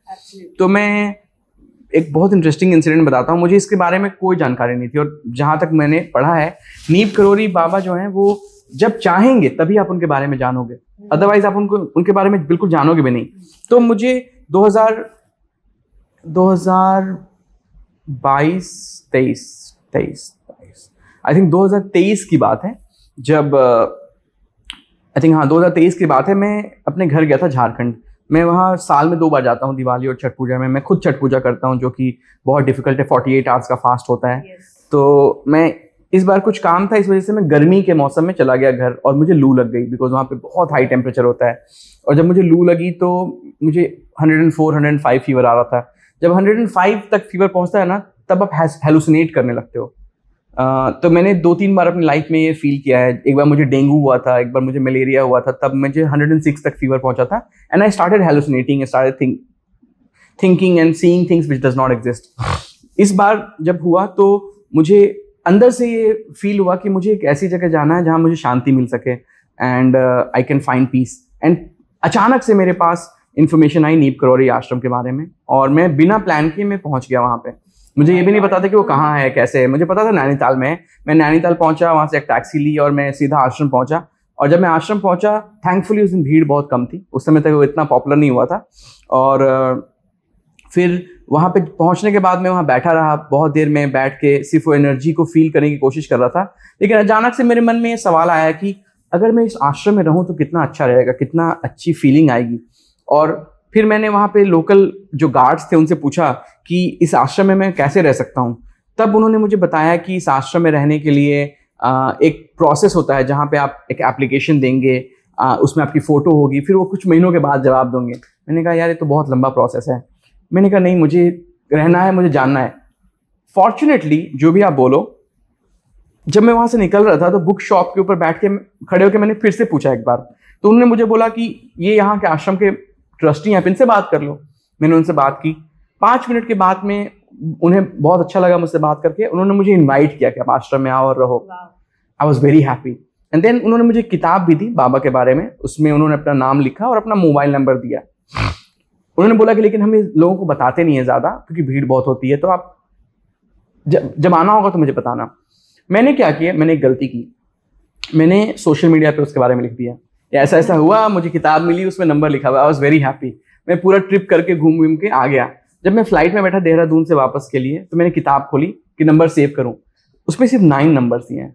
Oh my God. I was like what is this, why only 9 digits. My God, I am getting goosebumps. तो कहीं ना कहीं मुझे लगा कि मैंने गलती की है और वो नंबर मुझसे मिस हो गया। फिर कुछ टाइम के बाद मैं दोबारा गया मंदिर में, और उस दिन वो नहीं थे वहाँ पे। मुझे उनका नंबर मिला, फिर मेरी उनसे बात हुई, और फिर मैंने उसके बाद से ये चीज़ें शेयर करनी बंद कर दी ऑनलाइन, सोशल मीडिया पे। इनफैक्ट उसके वजह से ही अभी मैं एक नए स्टार्टअप पे काम कर रहा हूँ। I am building a new platform which is a very advance deep tech power platform. To focus on this platform मैंने अपना इंस्टाग्राम परमानेंटली डिलीट कर दिया, मैंने अपना ट्विटर परमानेंटली डिलीट कर दिया, मैंने अपना फेसबुक अकाउंट हटा दिया है। मैंने उसको डिलीट नहीं किया क्योंकि बहुत पुराना अकाउंट है, बट मैंने उसको हटा दिया। मेरे फ़ोन पे, लैपटॉप पे भी वो नहीं है। तो अभी I am of social media. तो परमानेंटली मतलब आप कभी वापस आएंगे ही नहीं? ट्विटर और इंस्टाग्राम तो खत्म हो चुका है। शायद मैं नया अकाउंट बनाऊंगा अगले साल, which would be again very focused on business. But जो मेरा पर्सनल अकाउंट था, जो मैं स्क्रॉल करता था, जो मैं एंटरटेनमेंट कंज्यूम करने के लिए यूज करता था, वो मैंने बंद कर दिया हमेशा हमेशा के लिए। तो वो मैंने खत्म कर दिया। आज के टाइम में to delete your social media account is almost impossible to think, but again if you want to find something real, you have to do the difficult things. तो आपको फोमो फील नहीं होता? Absolutely not. फोमो, मुझे fortunately दुनिया में बहुत सारी जगह घूमने का मौका मिला है, बहुत अच्छी अच्छी चीज़ें करने का मौका मिला है। I have stayed in some of the finest hotel in the world. I have travelled some of the most luxurious airlines in the world. I have had food which is beautiful. And you know what is so interesting? I have not shared any of that online. मैं जैसे lifestyle मेरी है, अगर मैं social media पे share सिर्फ करना शुरू कर दूं तो मैं ट्रैवल इन्फ्लुएंसर बन जाऊंगा जी। लेकिन मैंने एक चीज सीखी कि इतनी पर्सनल इंफॉर्मेशन सबको बताना सही नहीं है। तो कहीं ना कहीं धीरे धीरे वो मेरा डिटैचमेंट शुरू हो गया था। और जिस दिन मैंने ये दोनों अकाउंट डिलीट किए, मुझे कुछ भी रिग्रेट या कुछ भी सैड फील नहीं हुआ। Was very normal and happy about it, and see I am living my life normally. इस साल मैंने बहुत सारे बदलाव किए जो कि बहुत ज़रूरी थे लेकिन बहुत मुश्किल थे। सबसे पहला बदलाव, सोशल मीडिया डिलीट करना, डिटॉक्स भी नहीं, डिलीट करना। नंबर 2, मेरी एक बहुत बुरी आदत थी, उठते के साथ ही मैं जब वॉशरूम यूज़ करता था मैं फ़ोन लेके जाता था, और जब भी मैं वॉशरूम जाता था मैं फ़ोन लेके जाता था। मैंने वो आदत पूरी तरह से छोड़ दी। ना मैं फ़ोन यूज़ करता हूँ, ना मैं किताबें यूज़ करता हूँ वॉशरूम के अंदर, क्योंकि वॉशरूम राहु, फ़ोन राहु। अगर आप वॉशरूम में फ़ोन का इस्तेमाल कर रहे हैं, आप अपने राहु को बर्बाद कर रहे हैं। You would never grow in life, which most of the people do in their life, which should not do. 95% people do, और वो बहुत मुश्किल था मेरे लिए, but सिर्फ अभी 1 साल हुए हैं and I don't feel the need of it. Number 2, I used to sleep late and wake up late because of my lifestyle. मैंने कहा नहीं, चाहे जो भी हो जाए, I have to change this. This was the most difficult thing for me because पिछले 20 साल से मैं लेट ही सोता था, लेकिन मैंने इस साल उसको बदल दिया। मैं समय पे सोता हूँ, समय पे उठता हूँ, चाहे कुछ भी हो जाए मैं लेट नहीं करता, क्योंकि मुझे लगता है कि ये बहुत ज़रूरी है आपके लाइफ के लिए। तीसरी चीज, your health is very important.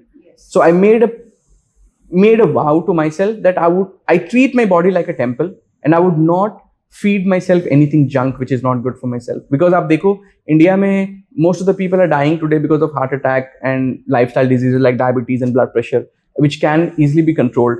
avoiding anything which is white, which includes your maida, your sugar, your refined oil, your food, packaged food. Absolutely no, because you can get your wealth again, you can get your knowledge again, you can never get your health again. Absolutely. And a lot of people don't understand. हमारे शास्त्रों में भी लिखा हुआ है कि स्वास्थ्य सबसे ज़्यादा ज़रूरी है.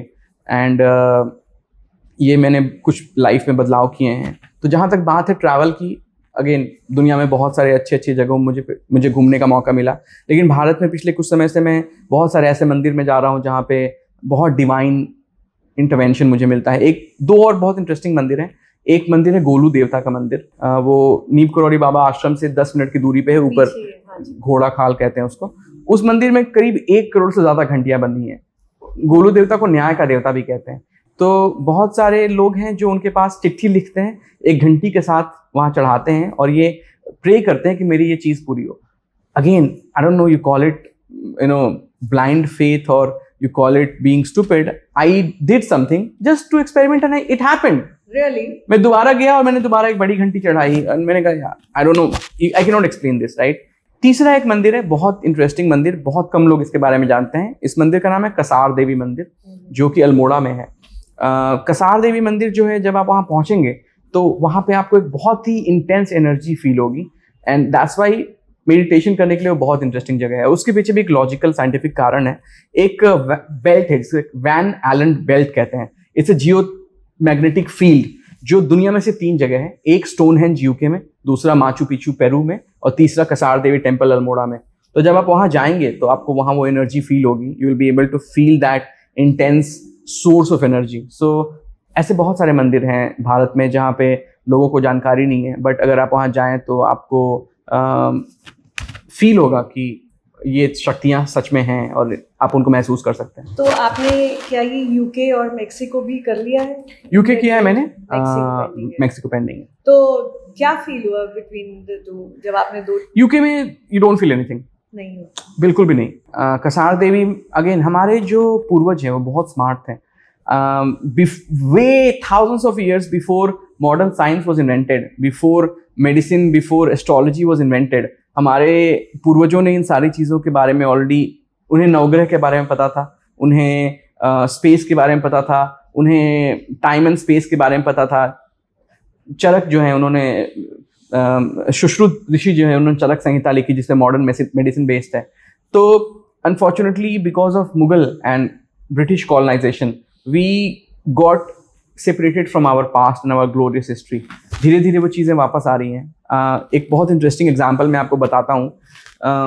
स्विट्जरलैंड में एक जगह है CERN, CERN. वहाँ पे लार्ज हाइड्रोजन कोलाइडर का काम चल रहा है जहाँ पे they are trying to recreate big bang. It's a very interesting scientific project. उस प्रोजेक्ट बिल्डिंग के बाहर एक मूर्ति लगी है. पता है किसकी? नटराज की मूर्ति. Oh my God. लोग बोलते हैं कि ये साइंटिफिक एक्सपेरिमेंट के बाहर आपने नटराज की मूर्ति क्यों लगाई है? तो वहां के साइंटिस्ट ने बताया, when Shiva did the Tandav dance, that was the creation of the universe. Now we are trying to recreate the universe.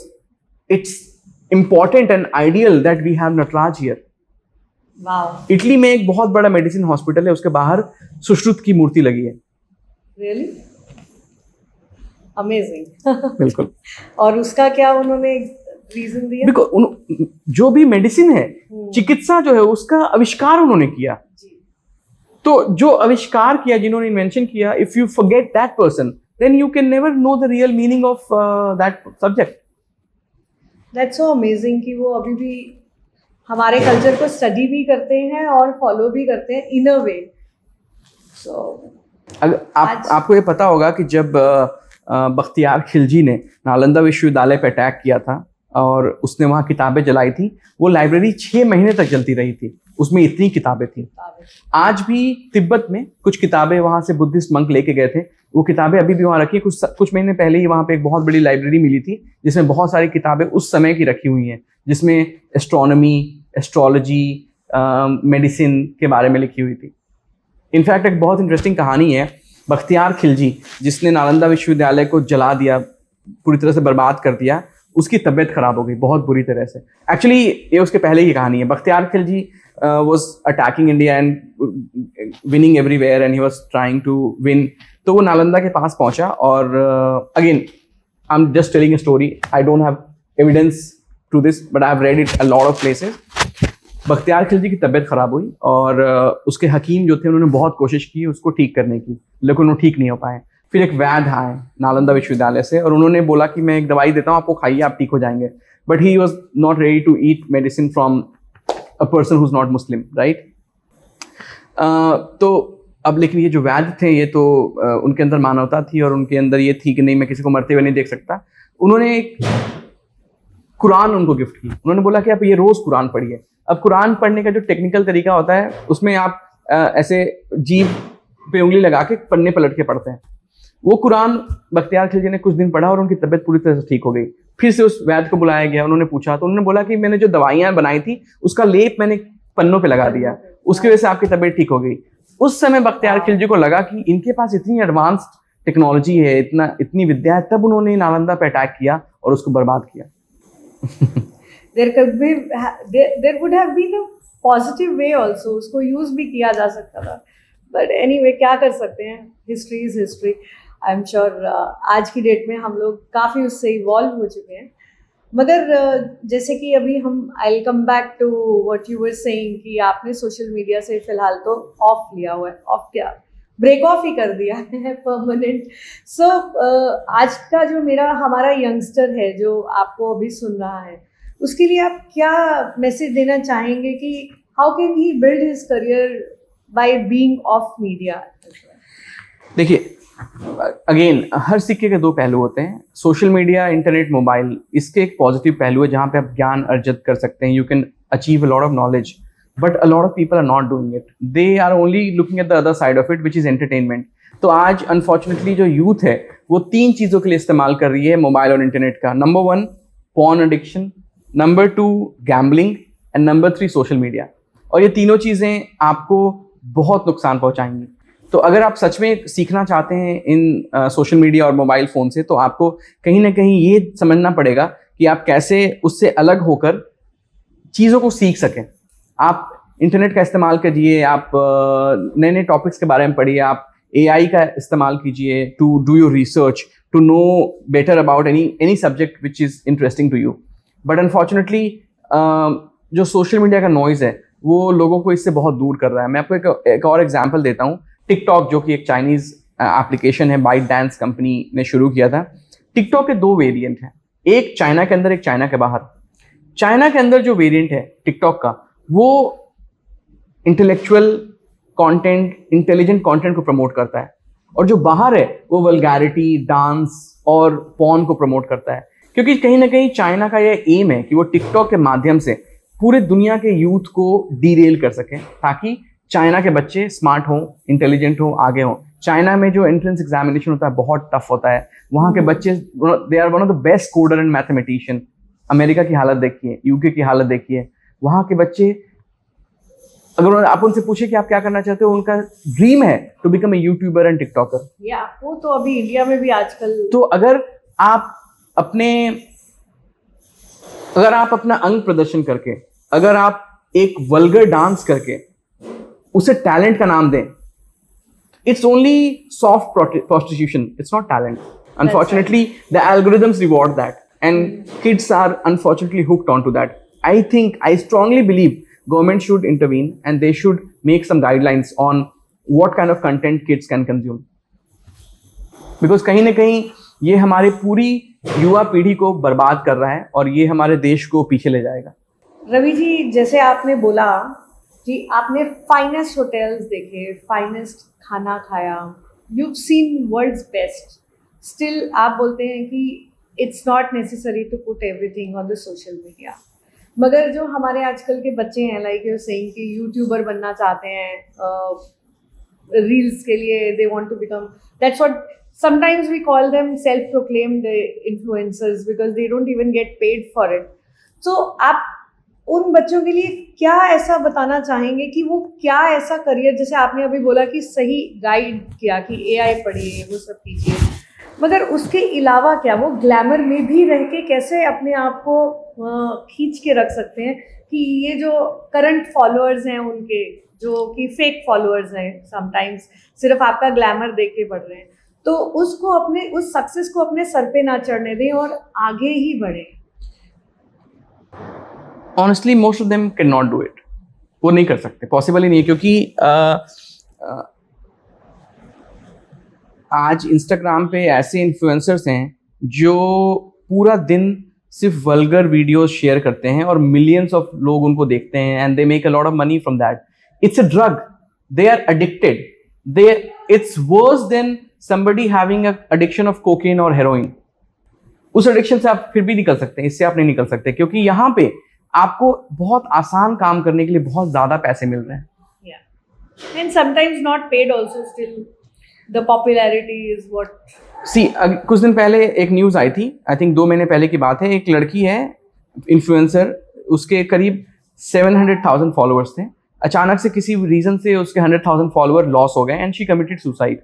हाँ, कोविड में तो बहुत हुआ था ऐसा। तो honestly it's a mental illness. जैसे मैं आपको एक एग्जांपल देता हूँ, बहुत सारे आप लोगों को देखेंगे जो सेलिब्रिटी की पूजा करते हैं, they literally worship a celebrity. Even now also, हाँ, people like they are people who follow Virat Kohli and Shahrukh Khan and Ananya Panday, and उनका पूरा जीवन उसी के इर्द गिर्द घूमता है। This is a disease, is called celebrity illness syndrome, right? And it's a scientific problem where because of your inferiority complex, you look at a person and you treat them as God।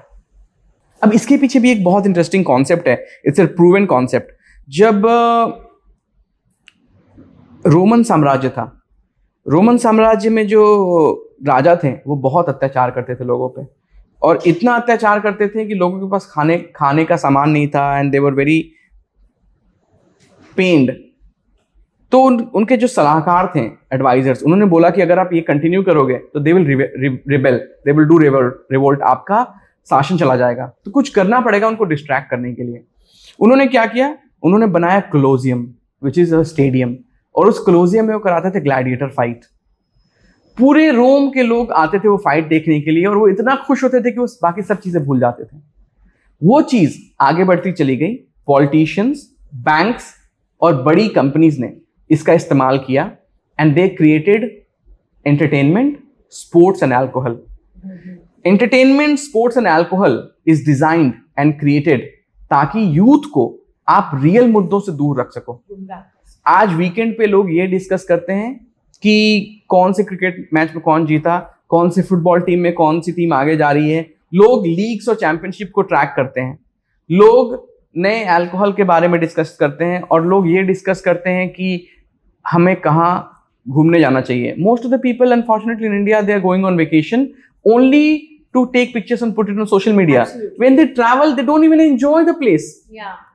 एक हर click करते रहेंगे, ये खाया, तो ये एक addiction है। अनफॉर्चुनेटली इसको बदलना बहुत मुश्किल है। कुछ बच्चे जो स्मार्ट हैं, they should learn from AI, they should learn from social media, they should learn from internet, a real skill which would go with you। Again, इसमें फिर से एक स्पिरिचुअलिटी की कहानी मैं बताना चाहूँगा आपको। एक बार माता लक्ष्मी ने विष्णु जी से बोला कि आप मुझे कहते हैं कि मैं आपसे बहुत प्यार करता हूँ और आप मेरे लिए बहुत इंपॉर्टेंट हो, लेकिन आपने मुझे कभी कुछ आशीर्वाद या वरदान नहीं दिया।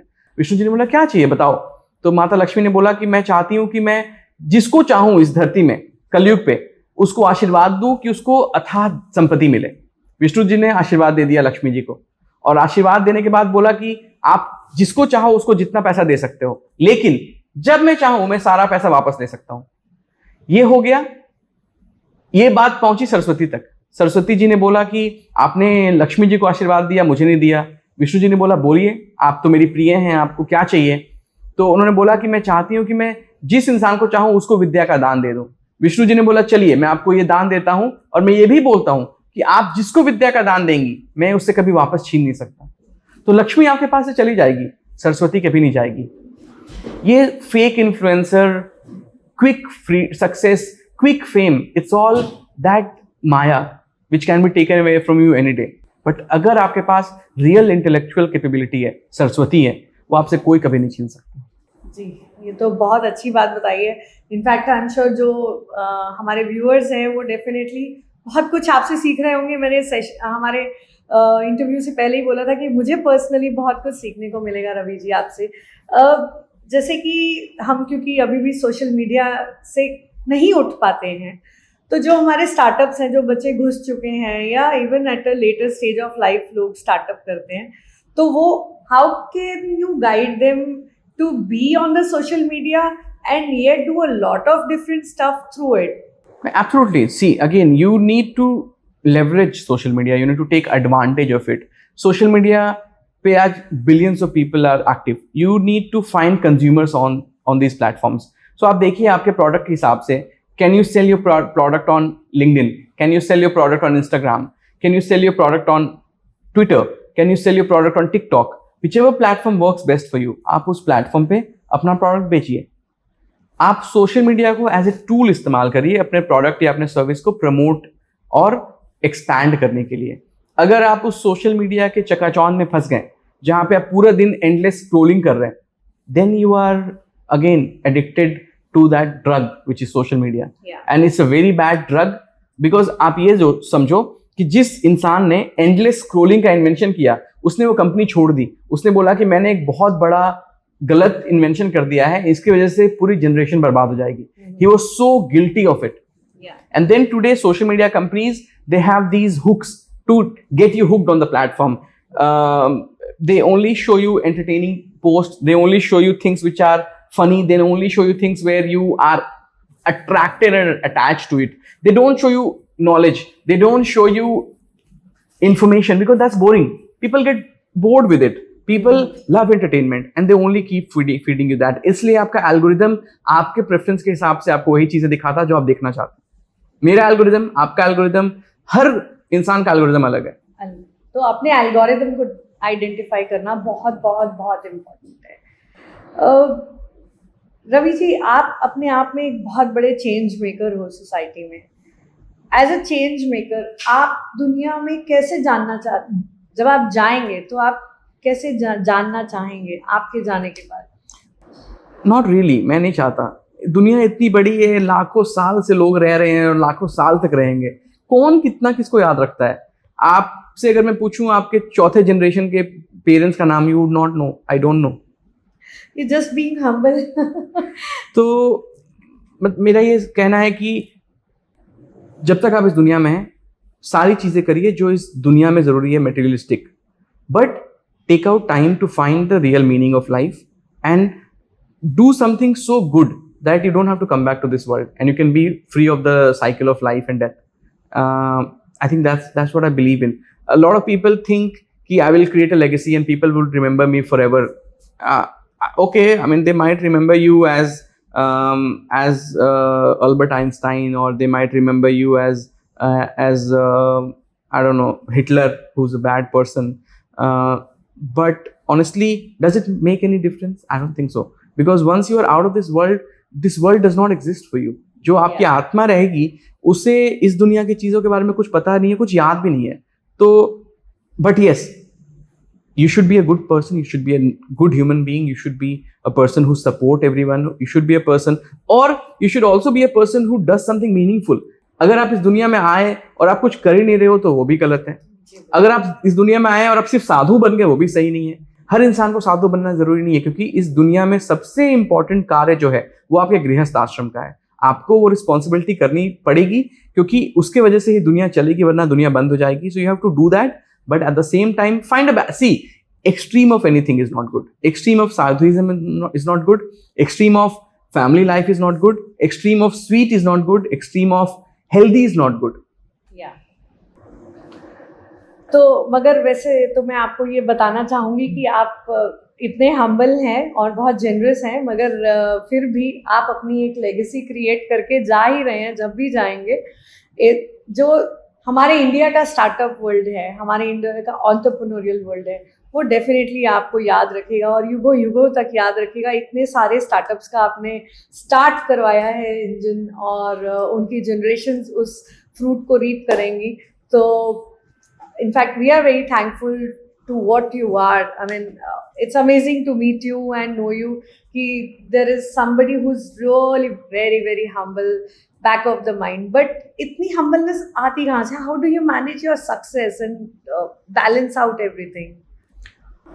See, honestly, if you get arrogant about your success, then you are one of the weakest person in the world. Because मुझे लगता है कि इस दुनिया में हमारे पास अचीव करने के लिए इतना कुछ है कि एक लाइफ टाइम में तो आप कर ही नहीं सकते. जब भी आपको ये लगे कि आपने बहुत कुछ अचीव कर लिया, मुझे कभी अगर ये लगता है तो मैं अपने से नीचे लोगों को नहीं देखता हूँ, मैं अपने से ऊपर लोगों को देखता हूँ, जो मुझसे बहुत ज़्यादा अमीर हैं, जो मुझसे बहुत ज़्यादा हेल्दी हैं, जो मुझसे बहुत ज़्यादा पावरफुल हैं, जो मुझसे बहुत ज़्यादा इंटेलिजेंट हैं.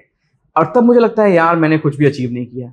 अगर आप ऐसे लोगों के साथ हमेशा रहते हैं जो आपसे कमज़ोर हैं, तो आपको हमेशा ताकतवर होने का एहसास होगा. आप ऐसे लोगों के साथ रहने की कोशिश कीजिए जो आपसे बहुत ज़्यादा ताकतवर है, तब आपको ये लगेगा कि मुझे बहुत कुछ अचीव करना लाइफ में. और थैंकफुली मेरे नेटवर्क में बहुत सारे ऐसे लोग हैं जिन्होंने दुनिया में बहुत अच्छा, बहुत बड़ा बड़ा काम किया है. तो जब मैं उनको देखता हूँ तो मुझे लगता है यार अभी तो मैंने सिर्फ शुरुआत की है. और ऑनेस्टली मुझे बिल्कुल लगता है कि एक जन्म बहुत कम है सब कुछ अचीव करने के लिए. तो अगर कभी किसी इंसान को इस बात का दम्भ हो कि मेरे पास बहुत पैसा है या बहुत शोहरत है या बहुत मेहनत, बहुत ताकत है, तो उसे अपने से ऊपर लोगों को देखना चाहिए कि दुनिया में तुमसे बहुत बड़े बड़े लोग हैं. इनफैक्ट पिछले 2 सालों से मैं दुबई में रहता हूँ और मैंने ये देखा, इंडिया में अभी भी मुंबई जैसे शहर में भी बहुत सारे ऐसे लोग हैं जो अगर उनके पास एक मर्सिडीज या BMW गाड़ी आ जाती है और बड़ा घर है, they think we are so powerful. आप जब दुबई जाओगे, मैं जिस कॉम्प्लेक्स में रहता हूँ उसके पार्किंग में बुगाटी, शिरॉन से लेके मतलब मर्सिडीज तो खैर वहाँ टैक्सी में चलती है, बुगाटी शिरॉन से लेके लैम्बोर्गिनी से लेके मैक्लेरन गाड़ियाँ ऐसी पड़ी हुई हैं एंड नोबडी रियली केयर्स. वहाँ पे टेस्ला और मर्सिडीज टैक्सी में आती हैं. तो when you look at people in Dubai, they have so much money that money is just a number for them. That's when you feel that I have not achieved anything in life. If you want to think about spirituality, go to Himalayas, go to Rishikesh, look at the sadhu, देखिए उनके पास कितना ज्ञान है और कितने humble है. आप कभी अघोरी के पास चले जाइए. एक अघोरी, मैं एक आपको एक और छोटी सी कहानी बताता हूँ. एक बार शिव और पार्वती ऊपर से एक अघोरी को देख रहे थे जो लाश के जो बचे हुए लकड़ियां हैं, आग उस पे वो उसी जो आटा ऑफर किया जाता है तर्पण के लिए, उसी से वो रोटियां बना के सेक के खा रहा है. तो माता पार्वती ने बोला कि आपका भक्त है, आपको उसको इतने कष्ट में क्यों रखते हैं? तो शिव जी कहते हैं कि मैंने उसको कष्ट में नहीं रखा, वो कुछ चाहता ही नहीं है. कहती नहीं, आप झूठ बोल रहे हैं. तो माता पार्वती ने बोला ठीक है, तुम जाओ, तुम ट्राई करो. माता पार्वती गई भेष बदल के एक बुढ़िया का रूप लेके, और उन्होंने उसने 4 रोटियां सेकी थी उस लाश के अंगार पे. तो उसने बोला कि बेटा मुझे बहुत भूख लगी है, कुछ खाने को दो. तो उसने 4 में से 2 रोटियां दे दी. तो उन्होंने बोला कि इससे मेरा क्या होगा? उसने 4 रोटियां दे दी. तो उसके बाद उन्होंने बोला कि बट तुम्हें भूख लगी थी. बोला कोई बात नहीं माता, आप खा लो, मेरा पेट भर जाएगा, मुझे नहीं चाहिए. तो उन्होंने बोला कि अच्छा, उन्होंने अपना रूप बदला, पार्वती का रूप नहीं दिखाया, अच्छा रूप दिखाया और बोला कि मेरे पास बहुत सारी शक्तियां हैं, तुम बताओ तुम्हें क्या चाहिए. तो वो कहने लगा कि मुझे कुछ नहीं चाहिए. तो माता पार्वती ने बोला कि उसने बोला कि तुम्हारे पास क्या है जो तुम मुझे दोगी? तो उन्होंने बोला कि जो भी चाहिए तुम्हें दोगी. तो उसने बोला कि मुझे जो भी था मैंने तो सब छोड़ के आ गया, मुझे तो कुछ चाहिए ही नहीं. तब माता पार्वती ने अपना असली रूप लिया. तब उस अघोरी ने उनको प्रणाम किया और बोला कि बहुत मुझे अच्छा लगा आप आए, आपका दर्शन हुआ. तब माता पार्वती ने बोला कि तुम्हें क्या चाहिए बताओ. तो उसने बोला कि आप मुझे ऐसी शक्ति दीजिए कि मैं हमेशा दूसरों की मदद कर सकूं. तो माता पार्वती ने बोला कि तुम्हें अपने लिए क्या चाहिए? बोला अपने लिए तो मुझे कुछ चाहिए ही नहीं, तभी तो मैंने ये दुनिया छोड़ी. ये तो आप अपने आप को क्या कंपेयर करते हैं? नहीं, बिल्कुल नहीं. मैं बहुत दूर हूँ उससे. मेरे अंदर वो ताकत नहीं है कि मैं उतना त्याग कर सकूं. लेकिन हाँ, मैं कोशिश करता हूँ कि मैं शायद कभी वहां तक पहुंच सकूं. आई एम श्योर जिस राह पे आप हैं ऑलरेडी उस राह पे चले हुए हैं. आप लोगों को इतना दे रहे हैं, लाइक आई सेड कि आप अपने लिए ही नहीं लोगों के लिए लेगेसीज बिल्ड कर रहे हैं. तो ये राह तो आपकी स्टार्ट हो ही चुकी है. और इसी के साथ हमने आई थिंक मैंने सिर्फ आपके साथ बैठ के एक स्टोरी ही नहीं देखी, एक पूरी फुल सर्कल जर्नी देखी लाइफ की, not only of yours but everybody, how we all go through. आज रवि जी, अगर एक झारखंड का लड़का बैठ के आपको देख रहा हो एज अ व्यूअर, तो आप उसके लिए क्या मैसेज देना चाहेंगे? मैं तो यही कहूँगा कि मेरे पास परिस्थितियाँ बहुत ख़राब थी. मुझे कभी भी अपॉर्चुनिटी नहीं थी कि मेरे पास बिजली हो, इंटरनेट हो, पैसे हों, और फिर भी मैंने लाइफ में थोड़ा बहुत अचीव कर लिया है। आज के टाइम पे सबके पास इंटरनेट है, मोबाइल है, एक्सेस है इन्फॉर्मेशन का। आप you should achieve at least 100 times better than me, because you have the capability, and never look at short term success. Achieve short term goals, but look at the long term vision, what you have in mind, and take advantage of the information which is available around you. और रवि जी, जो और भी remote areas में रहते हैं, आज भी जहाँ पे झारखंड में तो फिर बिजली आ गई है, मगर अभी भी ऐसे आदिवासी लोग हैं जो बहुत कुछ अचीव करना चाहते हैं, मगर फिर भी उनके पास बहुत ज़्यादा रिसोर्सेज की स्कैर्सिटी है. आप हमारी सरकार से क्या गुजारिश करना चाहते हैं उनके लिए? सरकार से तो मुझे कोई उम्मीद नहीं है. आपको सारी मेहनत खुद ही करनी है, और आपको अपॉर्चुनिटीज़ अपने हिसाब से ढूंढनी है, आपको अपने स्किल्स के हिसाब से ढूंढनी है. आप स्पोर्ट्स में अच्छे हो सकते हैं, आप बिजनेस में अच्छे हो सकते हैं, आप चेस में अच्छे हो सकते हैं, आप अच्छे इन्फ्लुएंसर बन सकते हैं, आप अच्छा कंटेंट बना सकते हैं. बहुत सारे कंटेंट क्रिएटर हैं जो बहुत अच्छा कंटेंट बना रहे हैं. अगर आप एक जंगल में रहते हैं, आप उस जंगल के फ्लोरा एंड फौना की बात कीजिए, आप उस जंगल में कुछ इनिशिएटिव कीजिए, and I am sure you will be able to get popularity and make money. So when we look at situation around us, it looks very sad, but you need to find an opportunity in that sad situation. Yeah. कहते हैं ना, कहते हैं towards every disaster there is an opportunity. So आप उसी opportunity की बात कर रहे हैं, तो मैं हमारे viewers को ज़रूर कहना चाहूँगी कि ये complete episode देखें. कितना कुछ सीखने को मिला है for the startups, for the people who want to do something in life, and for those people also who are not doing anything in life, and for those people as well जो कि बहुत ज़्यादा spirituality में घुस रहे हैं, but as he said कि you have to balance out everything. हमने इतनी सारी डीप बातें की हैं. अब एक लास्ट मैं क्विक क्वेश्चन के साथ रैप अप करना चाहूँगी कि अगर रवि रंजन की लाइफ एक स्टार्टअप होती तो वो स्टार्टअप क्या होता? आई थिंक अगर मेरी लाइफ स्टार्टअप होती तो मेरी लाइफ होती पैलंटीर. पैलंटीर it's a very advanced deep tech data company based out of the US. They have very interesting models where they predict कि टेक्नोलॉजी के माध्यम से चीज़ें कैसे होती है. जैसे पैलंटीर कंपनी के सॉफ्टवेयर का इस्तेमाल करके यूएस आर्मी ने उसामा बिन लादेन को पकड़ा था. It's a very intellectually advanced software, and it's a company which people don't know about, and it's so powerful that the company is so powerful, they spend so much effort so that people don't know about the company. That is the real power. आपको क्या लगता है, जो दुनिया में सबसे अमीर लोग हैं, they are on Forbes list or Fortune, they are not on the list. They spend money so that they are not on the list. That's right. I want to be so rich and so intelligent and so smart that I should not be on any list. मैंने सोचा था एक बहुत ही funny सा answer मिलेगा, मगर इसमें भी एक बहुत बहुत बहुत डीप जवाब दिया आपने. Thank you so much Ravi ji. कुछ एपिसोड्स जो होते हैं वो हमें एंटरटेन करके जाते हैं, कुछ हमें डिसअपॉइंट करके जाते हैं, मगर आपके साथ इंटरव्यू लेके तो हमने बहुत सारी लर्निंग्स की, एंड आई एम श्योर मैं तो इवॉल्व कर ही रही हूँ आपसे वार्तालाप करके, बट बहुत सारे लोग इवॉल्व होंगे. आपका इस मंच पे आना हमारे लिए बहुत बहुत बहुत बड़ी बात है, और I wish you all the best. आप जो कर रहे हैं आप उससे आगे बहुत कुछ करना चाहते हैं, और बहुत कुछ करेंगे भी. ना चाहते हुए भी आप लेगेसी बिल्ड करके जा ही रहे हैं. So thank you very much, and I wish you all the best. Thank you. तो दोस्तों, रवि भाई ने आज हमें समझाया कि दुनिया की हसल बसल में भी कितना भी काम हो, तो भी अगर एक हमने टेंपल विजिट कर लिया, भगवान को याद कर लिया, तो आपको अपनी सोल के लिए फूड मिल जाएगा जो आपको चलाएगा. आप चाहे स्टार्टअप हो, आप चाहे कुछ सोच रहे हो, या आप ऑलरेडी एस्टैब्लिश हो, आपको हमेशा एक सीकर रह के ही चलना चाहिए.